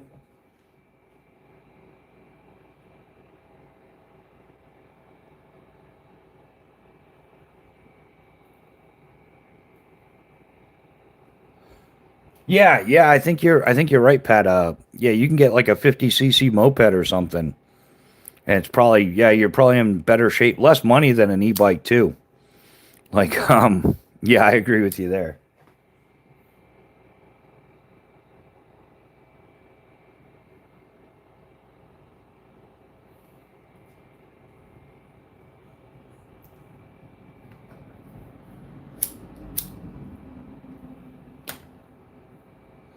Yeah, they were coming in with their little one-liners that didn't make sense half the time, and yeah, it was fun though. Hey man, at least the moderators got in some practice. You know, the deleting comments and banning idiots.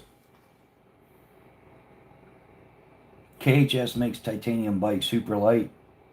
Yeah, yeah, it's just yeah, cost is a bit of a problem right now too. Um, yeah, if cost wasn't really an issue, yeah, I'd just go and have a titanium frame built. Yeah, there's a bunch of people out there that'll make like first rate titanium frames and stuff.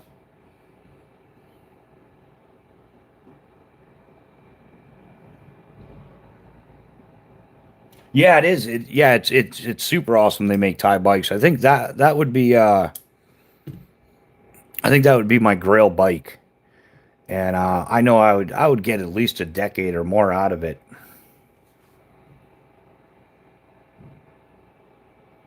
I don't know, Pat. I think I would go Cerakote, like like stealth camping colors.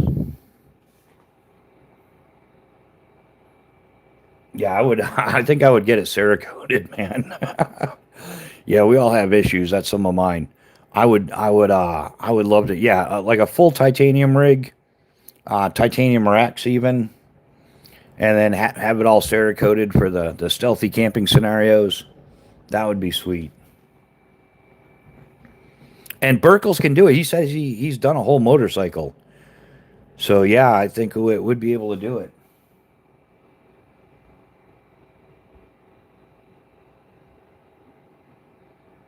Yeah, Brandos, what are they what's the cost on that roughly? Like what are they getting for do they do just the frame or is it builds only? Um yeah, I'm not sure how I would even do a bike right now. I've had so much going on. Yeah, yeah, Nick, multicam it for sure. And then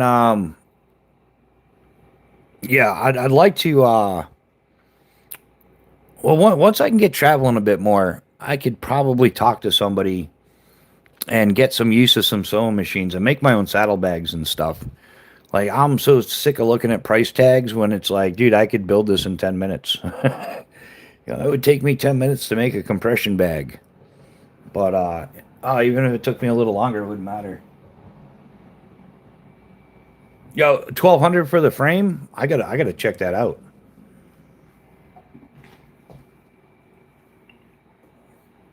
And that'd be some stellar content would be hey, let's build a bike.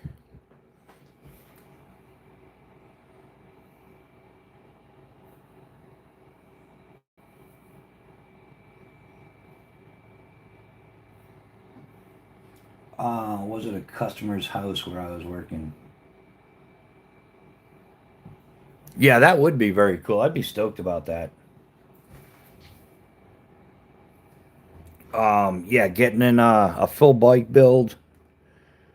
Yeah, you cannot complain about that.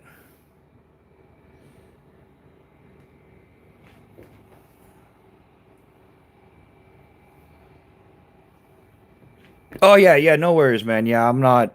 The prices change all the time. I felt like an idiot. I was giving people a couple prices on silky saws, and I hadn't realized they had gone up that much in price. I was like, whoa, like, yeah, what used to be like $40 is now 65 or something. It's wow.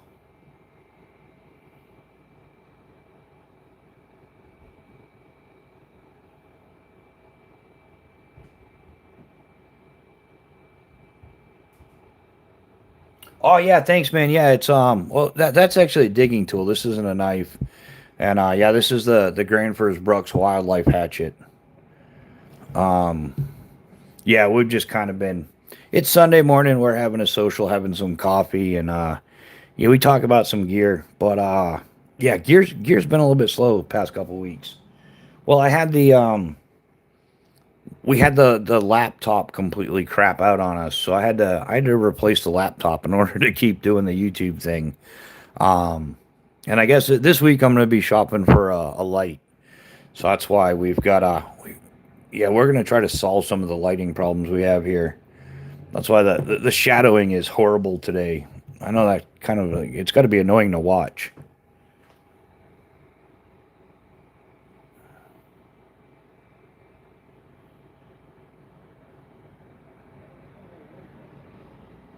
Yeah, but if I raise my prices, I don't get the jobs.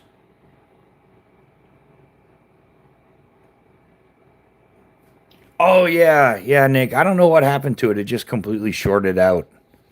Like it's not the light bulb. It's plugged in. You know, I uh I checked all the check. It stopped working, man. It's one of those, if you touch it kind of thing, it's supposed to turn on, and it just stopped working. But which is something I needed to upgrade that anyhow.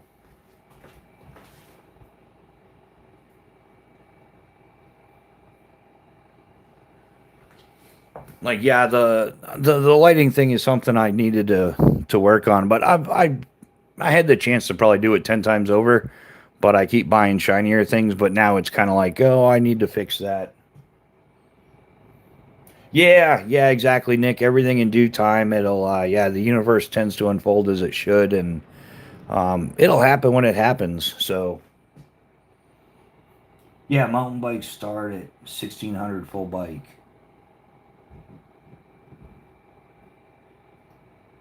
Oh, the Gomboy saw.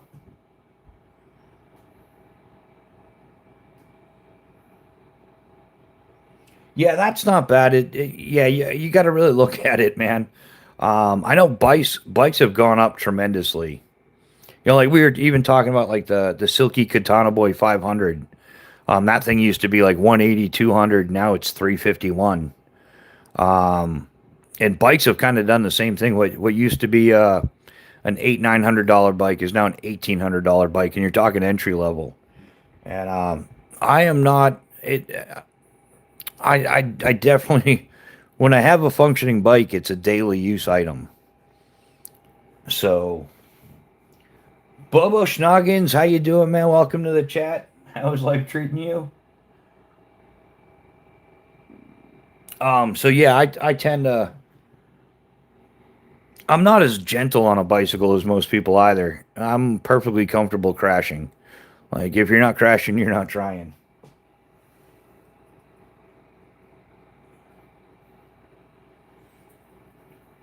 So yeah, so sometimes you get a bike on a deal, but yeah, you trash the components in like less than 3 months, 4 months. Like I think when they're building these bikes, they're like, oh, people ride it once or twice a week or something, like entry level bikes. And then if you're still riding 2 or 3 years later, whoops, you've got mail. The problem is I shut the volume off for the lives, right? This has been a new phone thing. I shut the volume off for the lives, and then after the live, I just carry on. And then like 3 or 4 days later, I'm like, wow, I must be a dickhead because nobody's called me in like 3 or 4 days. Like I haven't heard from anybody. And then I'll grab my phone and be like, oh yeah, I just don't have the sound thingy on. So I missed everybody's messages and phone calls, and then I'm rushing around trying to get caught up. Yeah, yeah, Nick. There's the full spectrum, and then there's the entry level all the way up to the expert level, and there's that happy medium. Yeah, just kind of weird the way it works out.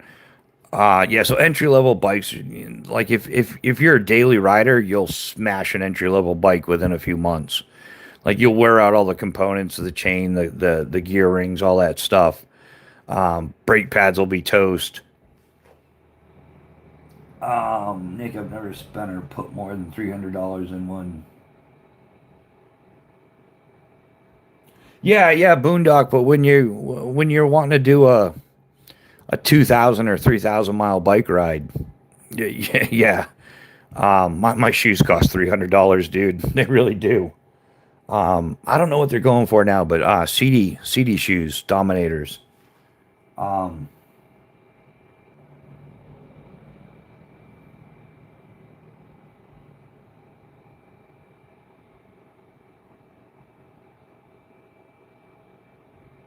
yeah, and dude.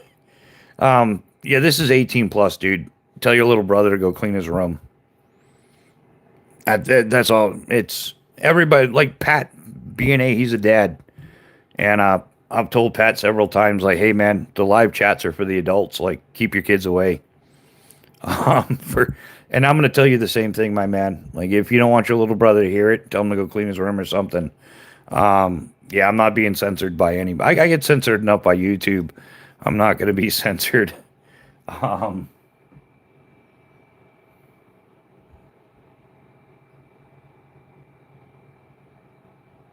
Yeah, like I said, guys, I didn't buy the titanium bike. I was at work cleaning out garage.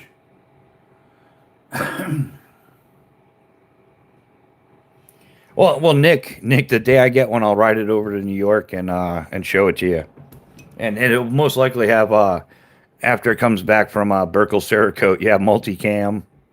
Um,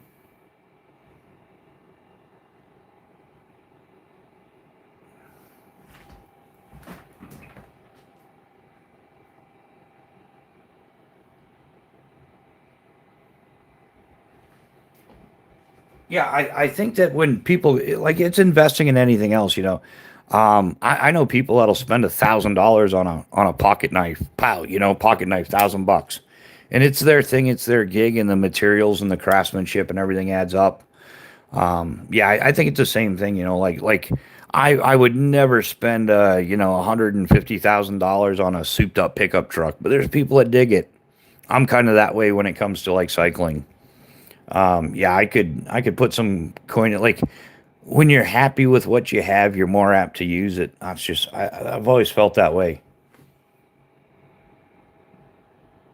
Yeah, yeah, yeah. Cerakote adds 5 horsepower.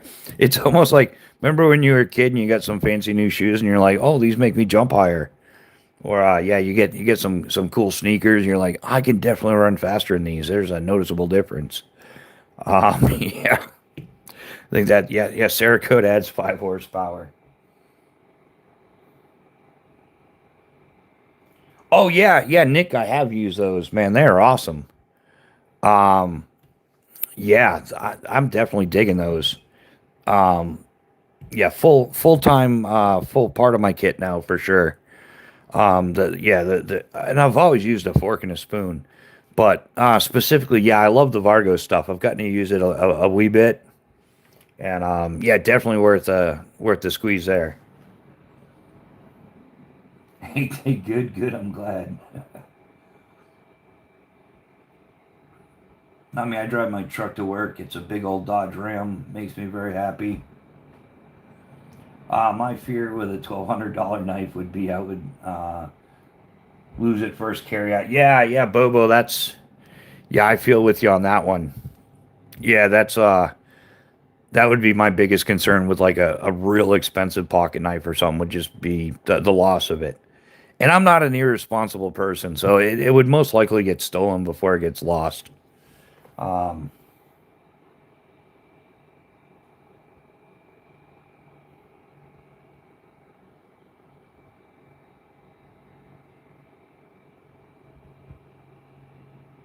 the garden knife. Where's the garden knife? ADHD. Yeah, sorry, no garden knives here, man. No weapons either, man. I don't know. Um, am I that off with terminology or something, guys? Yeah, yeah. Or like also good for digging a Dakota fire hole, or if you're um hey, digging up some bait. You can do a little fishing or something. Dig up some worms or something, some grubs, things like that. Yeah, Shadow Company. You must be new to YouTube because everybody else knows it. You can't be bringing out the pew pews during lives. You can have them stationary in the background, but yeah, some eye candy or something. But if you touch them, it's a it's a lose lose scenario for me.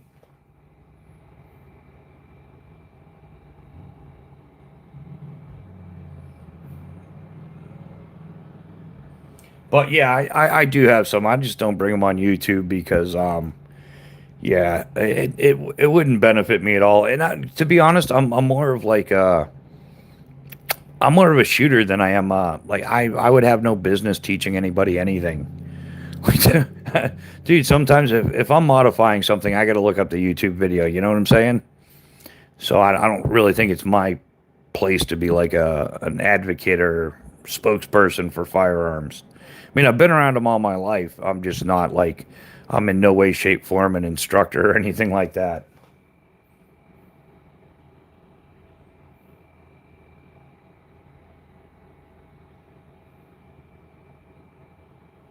Yeah, it's a bit of a sharpened edge. Um, yeah, it's not. I wouldn't call it like sharpened, but yeah, yeah, if you were to swing, you could take out some roots and stuff with it. That's what the serrations are for as well. Um, so it'll cut through roots like one way or another. It says digging use only, but yeah, you could use it for I don't know something else.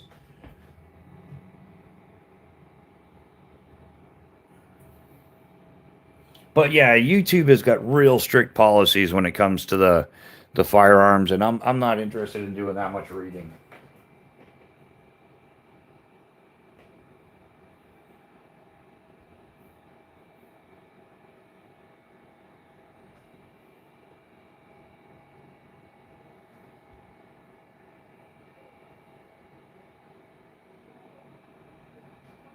So yeah, there'll be no I don't know, maybe at some point, on like on a full video or something, I'll drag some firearms out, but it'll be like a full edited. It definitely won't be a live chat. Um, yeah, I've known too many people to get busted for that already, and for ridiculous, like even air powered pellet guns and stuff. Yeah, you bring it on there, and it's game over.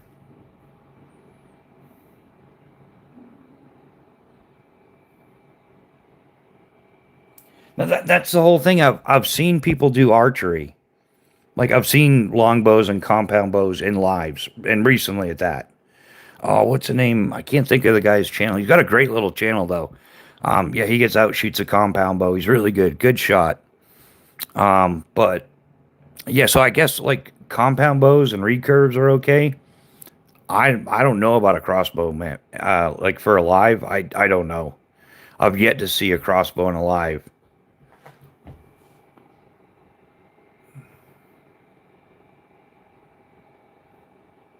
Yeah. Um.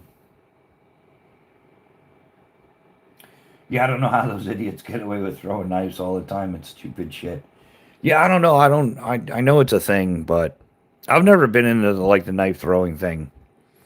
Yeah, knives have gone downhill too. It's who was saying it? Somebody recently bought a set of throwing knives, and and that they were throwing them, and the tips were breaking off.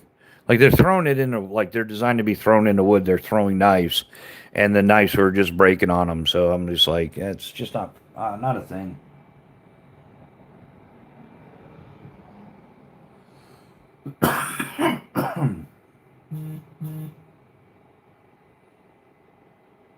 Oh no, I don't. I think they're popping up pretty good. I don't think we're reviewing them.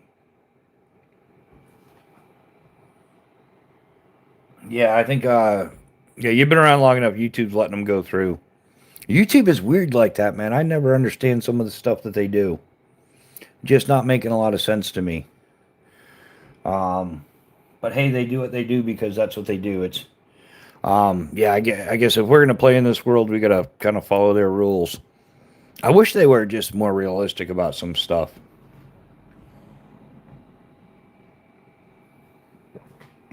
But that's the way the cookie crumbles, boys.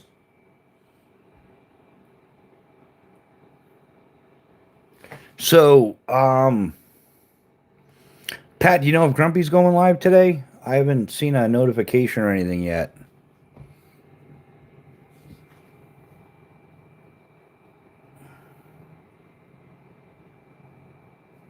Yeah, it's the portable target thing. That's the complicated part. Like especially for archery, everything's like a big bag or something.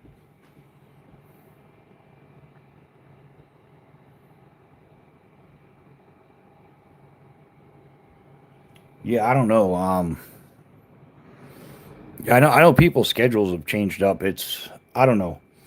Um,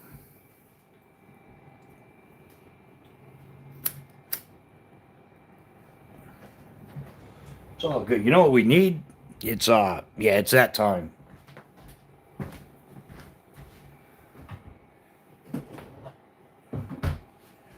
Yeah, finish the coffee. It is officially yeah, it's monster drink time. A little crack in a can never hurt anyone. Well, it probably has, but who cares? Um, yeah, we're not sponsored by Monster Drinks, even though we should be. But yeah, a little extra caffeine. I think I used a little energy. I get riled up sometimes, don't I? Especially, man. I think they say the older you get, the more tolerant you get. But to be honest, I think I'm becoming less tolerant of like blatant ignorance. You know what I mean? Is that just me? Like we're supposed to become more patient as we get older. And I think I am more patient when it comes to like genuine toddlers. It's the full size adult toddlers I'm just done with. Like I just there's a certain level of stupid that I can no longer handle. Um,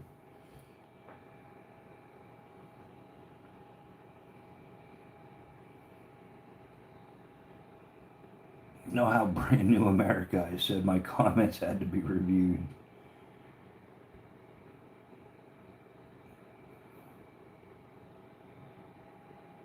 More live trees. I do need to get a crossbow target, but I won't. Yeah, man, some of those crossbows, man, I think they're overpowered. Like I was looking at some of the 10.1s and I watched some of the reviews and everything. It's like you're gonna spend as much on a target capable of stopping that stuff as it's a lot. Like some of those things are cranking out like well over 400, borderline 500 FPS and heavy bolts and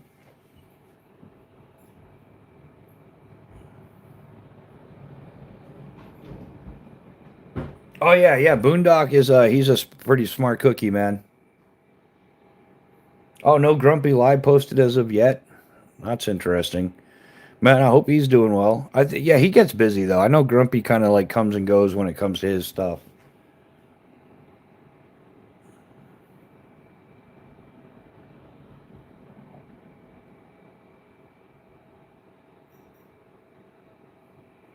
Yeah, I'm the same way. Yeah, I have very little patience for the pathological liars and morons and idiots. I mean, I've always held high standards. Um, but it's just gotten extra stupid over the past few years. And yeah, a lot of stored kinetic energy. Yeah, Pat's right about that. The limbs on my buddy's crossbow are beefy. If that blows up, it's not going to be good. Yeah, that's Yeah, there's a lot of energy stored up in there. And now they've got like those reverse limbs and all that stuff. It's very cool. But yeah, I've put off buying a crossbow several times. I could have afforded it; would have been no problem. But I just like, what if I do it? Then I won't have that desire, that want anymore, and it's kind of motivating. So, and sometimes it's just good to go without some. It would be a toy. Like I have no interest in buying a crossbow for hunting or anything other than, yeah, they're awesome. Crossbows, I just even and they get better and better. There are some 10.1s that are just next level. Only two things in the world I can't stand most is liars and thieves. Yeah, yeah, I'm with you there, Justin. I have a severe dislike for people like that, and I think that man, you see a lot of it on YouTube. You really do. Like there's so much of it, and there it's just so that you click the link in the description and they get their commission. It really is. I'm not saying it. Oh God, yeah, they're gonna be trolling me again for the next 2 months. But it's a fact. Like really, like you're not carrying that damn knife every day. You liar. Stop saying you do. Like really, really, like you got 350 knives. You got 500 knives. I don't care. Have your collection, but don't say I've been. Oh, this is the best knife carrier of the year, dude. You got 400 knives. So are like 399 of them sitting there doing nothing, and you've only been carrying that one. You know, or the guy that like he pulls out 7 knives out of his father. This is what I've been carrying today, this week. Like 7 knives. Get the hell out. You're not carrying that in your pocket, you jackass. Um, I also need a permit for a crossbow here. Everything is maxi extreme these days, crossbows included. Yeah, yeah, there is a happy medium. There really is. Especially yeah, in archery for sure. There's a happy medium. He's back. Welcome back. So yeah, I kind of man, I started when it comes to gear reviews. I started. The more I watched, the less I believed. You know, like they're not really used. Like I think when it all started, it was all good. Everybody had good intentions, and they were given solid reviews of the gear that they actually were using. But if you use a tent once, what kind of review are you actually giving on it? And you've done a different tent every week for the past 6 months, but that was the best one of the season. How do you know you only use it once? You know, maybe the third time you set up, the pole snapped, or maybe the fifth time you set it up, a seam gave out, or it never sat in the rain, so you don't know if it's properly seam sealed or not. But if you click the link in the description, you can get it. You know, it's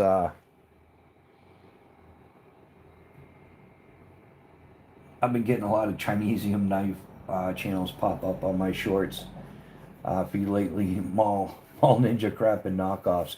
Yeah, yeah, and they're all and I understand it. Like, dude, if you're legit using quality stuff, you're not running like I am not running out buying a $300 Phobos knife in that range every week and coming on here, and it's just not happening. You know, like most people just can't afford that. So what ends up happening is you can afford a $30 Chinesium knife every week. And those are the companies that actually are giving most of the freebies away. I've told most of them to piss off. So it's just easier to create content with. I don't own any of that shit, and that's just a fact. Okay, I may part jackass, but I do actually carry news every night. Um,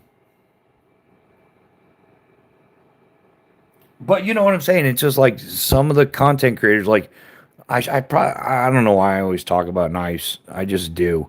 But yeah, a tent, man. Like it's the same thing. Like you used it once, how are you giving an honest review?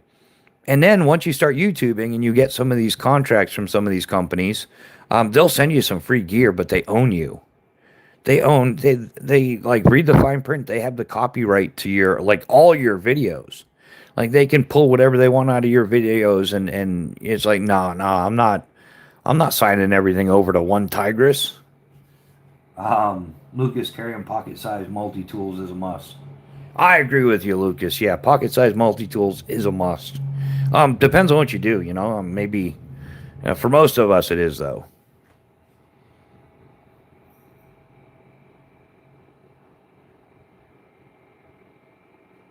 Yeah, yeah, Locust. I carry a fixed blade in a folder like religiously. In fact, typically I carry more. I do, but I'm a cyclist, and I have a backpack, and some of those knives go in my backpack.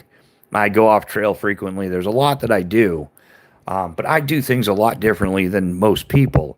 I'm just talking about the repetitive, like it's a micro infomercial the second it's like, and click the link in the description. Like I understand it's a necessary evil if you're going to be on YouTube and build your channel and stuff like that. YouTube's cut back their ad revenue so much that you have to like work with other companies and affiliates and strive to get memberships and start a Patreon thing. And there's all kinds of stuff that you must do to really kind of like go down that YouTube road to really nail it. But it's just gotten so ridiculously out of control. When you ask a guy like, "Hey, what was your favorite knife for last year?" and he unwittingly responds like, "I can't even remember the name of the knife. I review hundreds of knives a year. I can't remember one." Okay, so hundreds of knives and not one of them are worth remembering. Sorry, I just yeah. At that point, you're just shilling for the man. You're an amateur infomercial star. Um,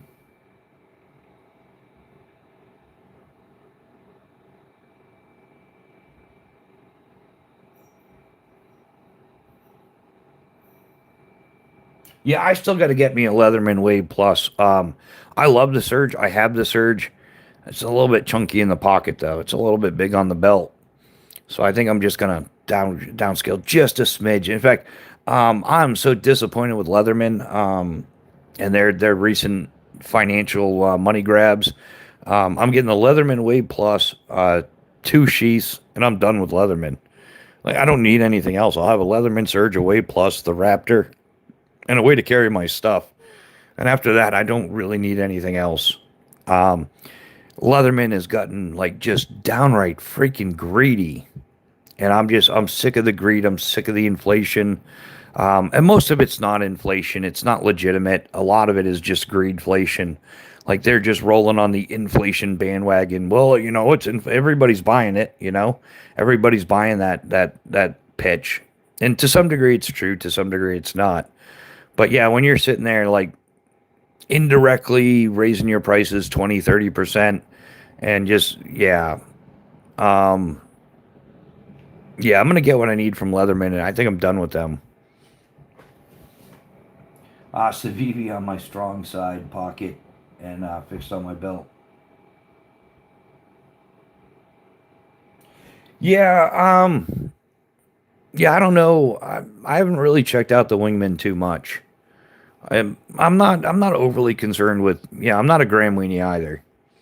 Like, I can carry some weight, so it doesn't bother me. I actually prefer to. And in fact, I went the Graham Weenie route for a while, like ultra light, whatever you want to call it, and I hate it. It sucks. You're always uncomfortable. You've got the bare minimum. You're gonna spend many cold, miserable nights out there because you wanted to shave 2 ounces off your sleeping bag or something. It's not fun.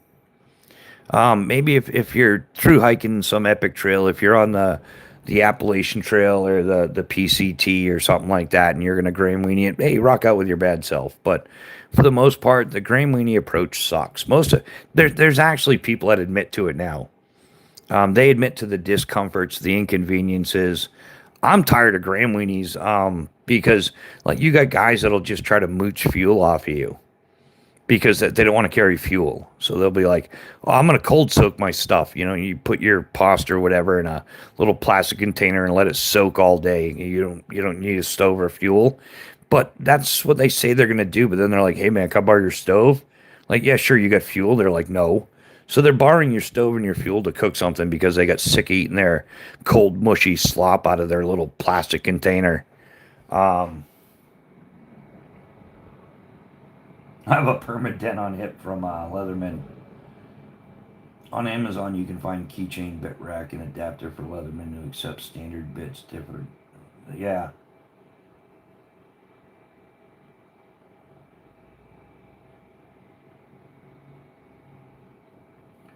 Oh, we call those people piss takers.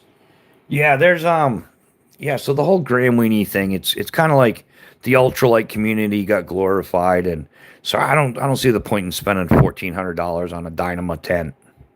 Just doesn't make any sense. Bobo Schnoggins, thanks for the super chat, brother. We definitely appreciate you. Yeah, beer. Man, I haven't had a beer in a while. I might have to ask the missus to grab a beer or something on our way home.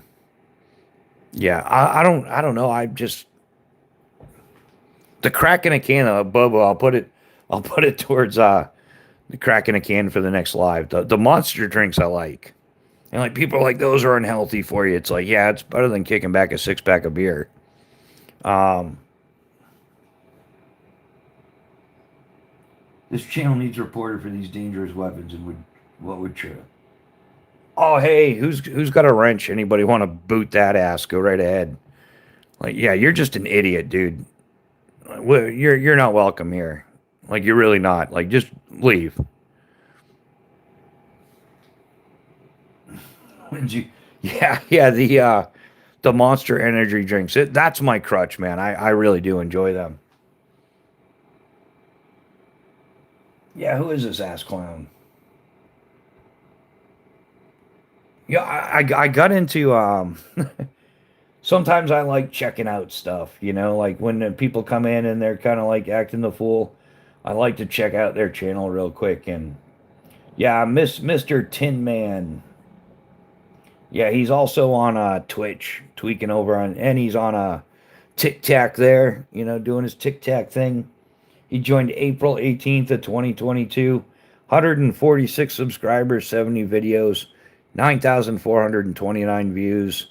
And well, you think somebody who's trying to make it on YouTube or trying to do something on YouTube would have just a little bit more manners. But crazy thing about the internet. Yeah, Renshu's got the Sawzall. That's awesome. Yeah, you bought a survival book. It's your new hobby. Well, best of luck to you, man. Maybe yeah.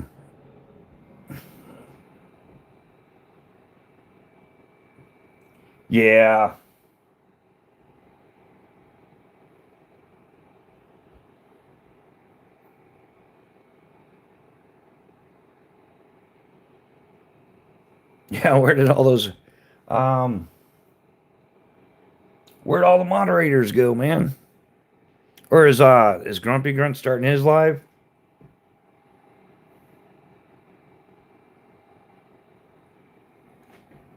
Why, man? Yeah, just keep making comments. It'll help the algorithm. Your ignorance will build my channel.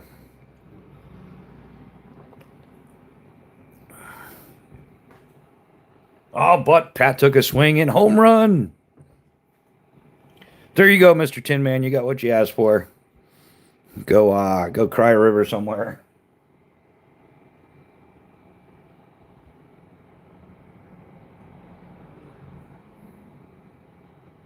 Yeah, isn't that funny? Oh, it's priceless. Yeah, I know. It's a little bit different here. We don't nurture and coddle the idiots. We uh we troll them back. Hell yeah, it was actually B&A coined that one. Yeah, on this channel we troll the trolls. Go ahead, try trolling. We'll troll you back, and we'll send you your mommy crying. Although she's probably gonna tell you, no grumpy live yet.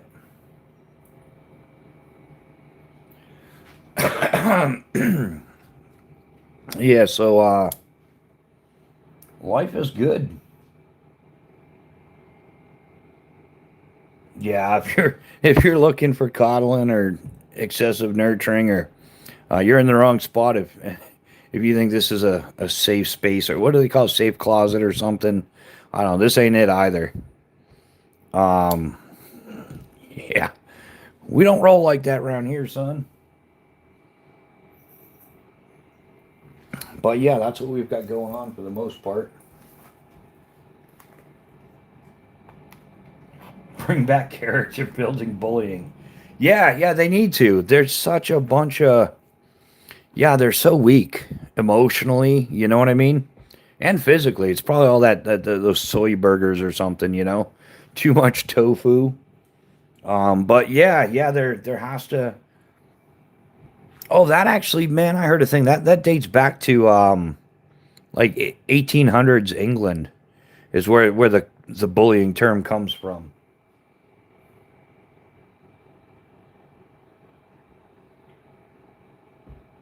Yeah, French fries and a Weineken. Yeah, suck it up, Buttercup. Yeah, it's oh, it's so bad. Yeah, yeah. Pack your bags. We're going on a guilt trip. Got a one-way ticket to a pity party. Yeah. What is up with that crap? Yeah, call it quick. Somebody call 911 and get the ambulance here.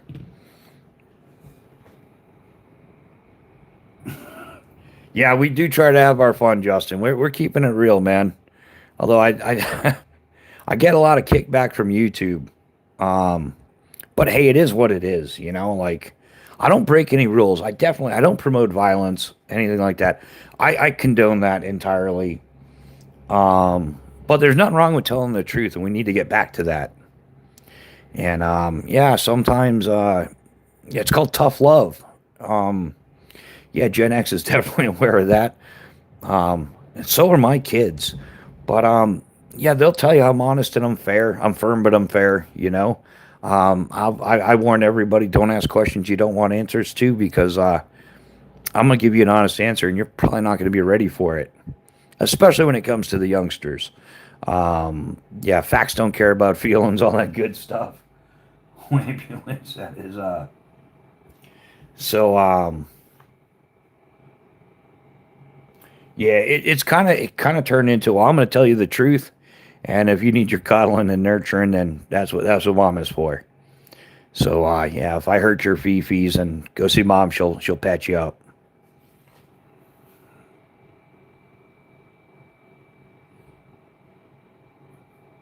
Yeah, those honest answers come with age.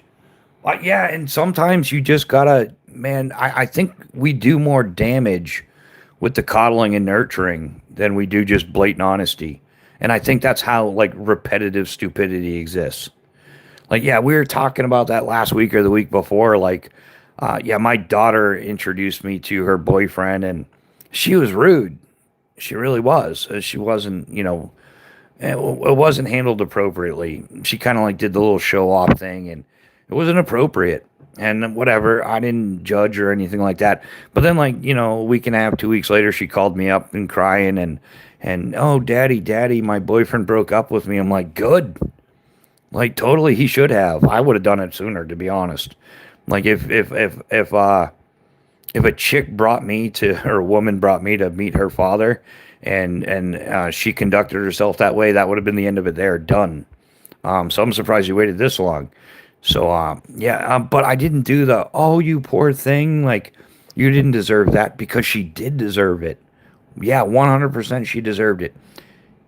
You effed around and you found out. You treated the man like a nobody, and he kicked you to the curb. Rightfully so. I totally support that.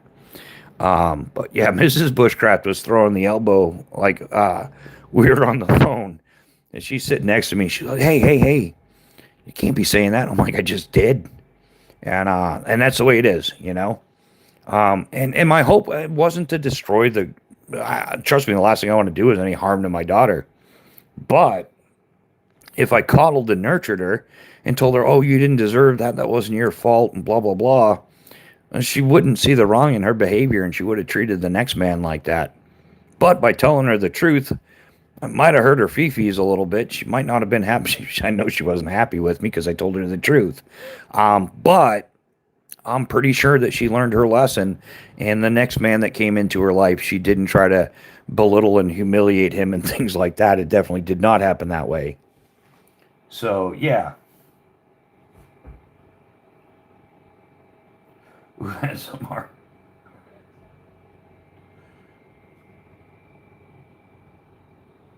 Yeah, so yeah, so and so all the kids know, like, if they come to me, the first thing I always tell them is, don't ask questions you don't want answers to, because I will tell you the truth. I don't care one bit about your feelings.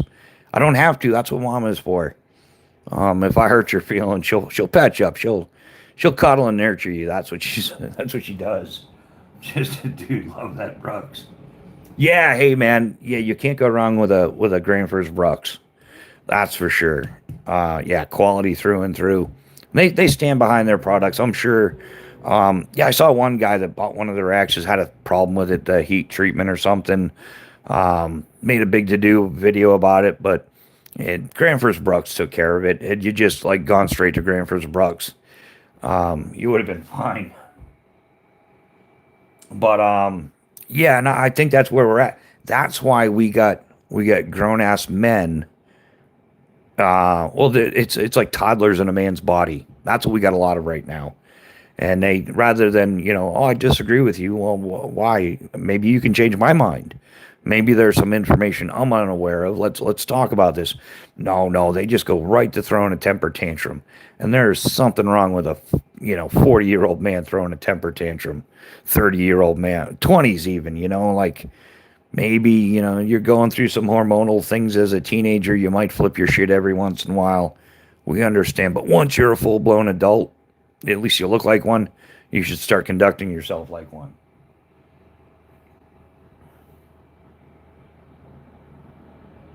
Oh, just a dude. We're talking about what are we talking about, guys? Granford's Brooks axes and um, yeah, just I don't know societal indifferences, people's different opinions, things like that.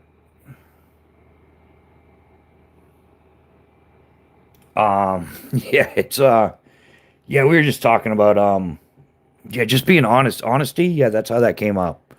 Yeah, being honest with people. There's so many people that are just like pathological liars now. Like they're so full of shit they believe their own shit. It's a bit of a problem. That we don't like thieves. I've never liked thieves.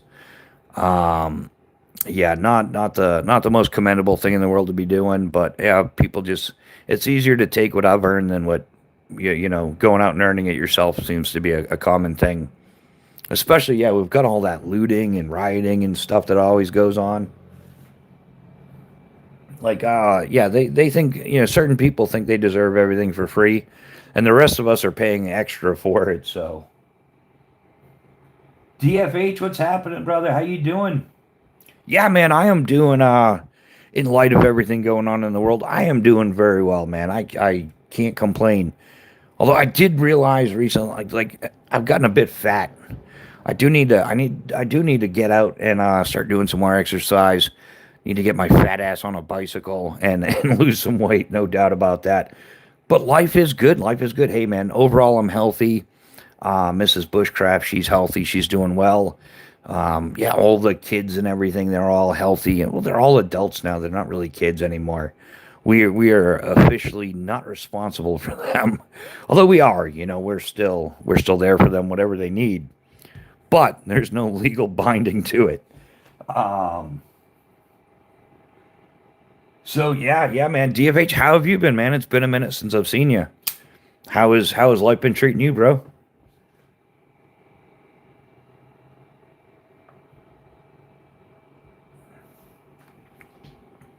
And I'm not sure, but I think Grumpy may have started his live. I think I had a notification come through. Is Nick? Did you notice that, or Pat? If you're still kicking around.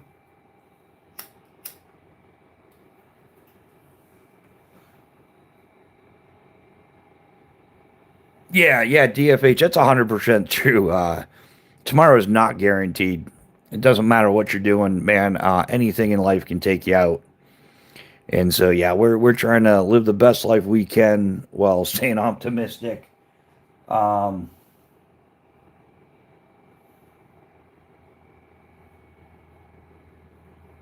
I don't think I'm getting all the comments.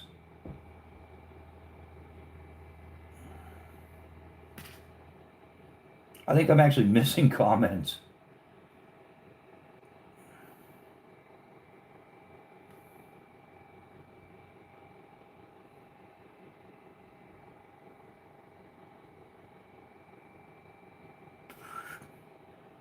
Yeah, I do the same thing with my 9 year old. My wife tells me that he's nine. I tell her I'm not raising a liberal. Yeah, Yeah, Kelly. Yeah, I think that's one of the things that's definitely changed. Is that I've kind of researched it as much as I can. Some people call it extended adolescence, which it shouldn't be extending into your 20s and stuff. But yeah, there's a lot of different labels that they put on it.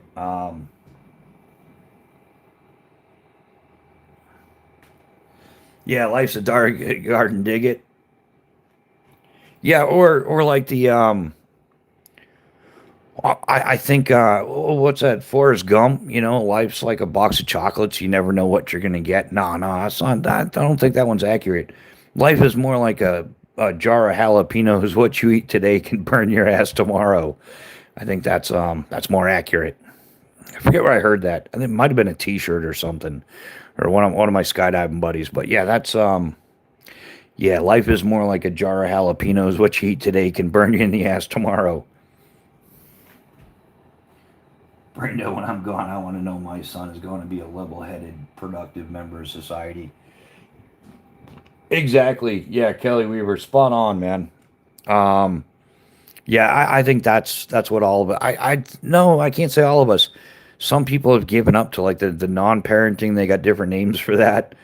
Um, but yeah, those of us that care, yeah, we value that. It's not even about legacy. It's about just knowing that you've raised a child that can take care of themselves and yeah, it's very complex.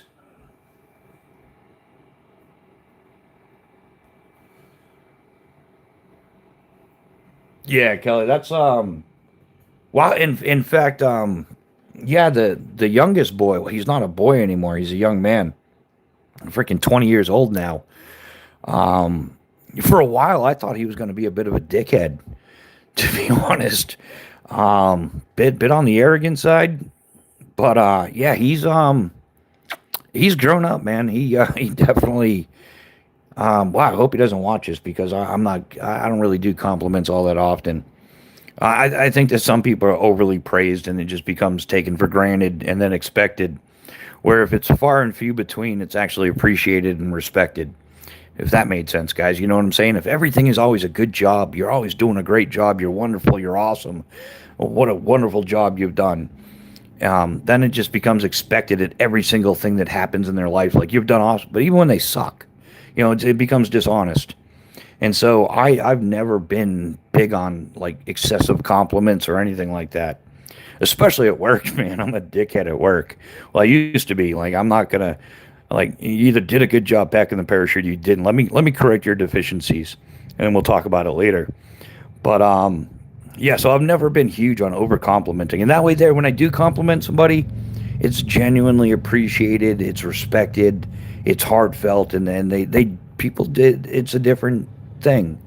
Um, yeah, yeah, Kelly, exactly. Yeah. I was worried about him for a while, but man, out of nowhere, like on his own, he just kind of straightened out his shit and got his act together. And yeah, he's doing awesome now. So check out Charlotte Mason's philosophy of education, his reform me. Yeah, I'll have to check that out, Adam. Um, yeah, Charlotte Mason's. All right, I'll see if I can remember that. But yeah, it's amazing. I think even all of us were that way to some degree. Like I know for a fact, some people are like, dude, you're gonna ride a bicycle forever. Like that could become an issue. And I'm like, well, yeah, it's not the norm, but it works for me. It fits my lifestyle. And then once I realized it did, and along with people I worked with, because you do have people that ride a bicycle not by choice. You know what I'm saying? They've had their DWE or their DUI, whatever you want to call it, whatever state you're in. They didn't start riding a bicycle because they chose to. It was more out of necessity. It was faster than walking. But yeah, I enjoyed. I love it, and it's something I pursued. And people would be like, "Wow, dude, we worked all season. You didn't ask for a single ride." I'm like, I didn't want one. Like I ride a bike because I choose to, not because some other reason. It's something I enjoy. And there is a rare occasion where I might need one. Um, Like if I showed up at a new drop zone or something, I wanted to buy a TV and an Xbox to have kicking around or something. I would ask somebody, hey, like if you're going to, Best Buy or whatever, could you pick me up a TV? It's just not something that's easily portable on a bicycle, because I want like a 55 inch or something. Um,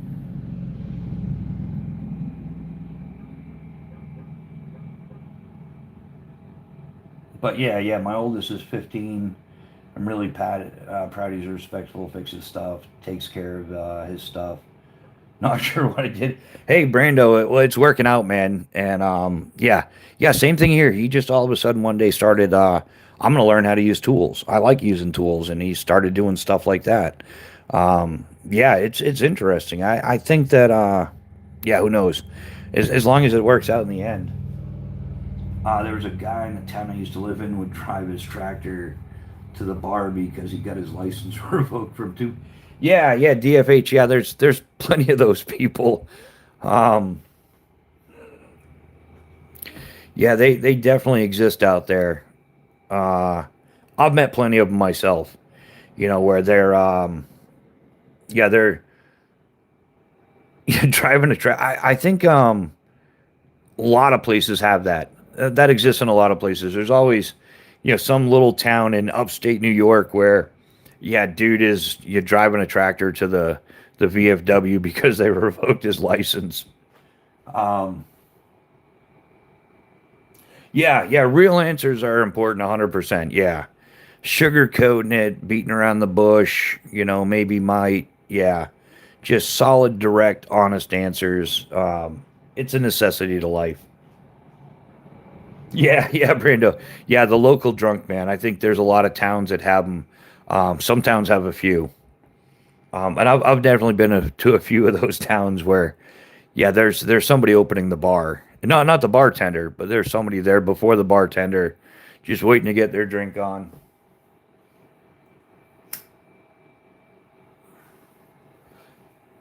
Yeah, I've seen that a lot of places.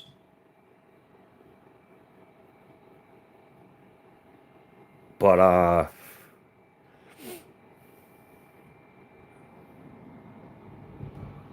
but yeah, guys, we definitely went well over the 2 hour mark. We're coming up on 3 hours. I think I'm gonna wrap this one up. We're gonna probably head over to TCal. I guess if Grumpy's not doing his live today, TCal should be starting their live soon. So I'm gonna get a few things together so I can. I'll be at that if anybody wants to cruise on over there. I'm sure I'll see you in the comments there get flying though. So if I don't see you right away, um, yeah, but there's like 300-400 people sometimes in that live chat. It's awesome. Lots of nice stuff. Great community. So yeah, Irish John is still hanging out. But yeah, thanks for hanging out, guys. I definitely appreciate it. Hope you had a good time. Hope you laughed a little. Hope you learned a little something. One or the other, maybe both is better. But yeah, we definitely appreciate you being here. We appreciate your support. And we will most definitely see you on the next one. Everybody have an awesome weekend. We'll see you soon. Take care later, all.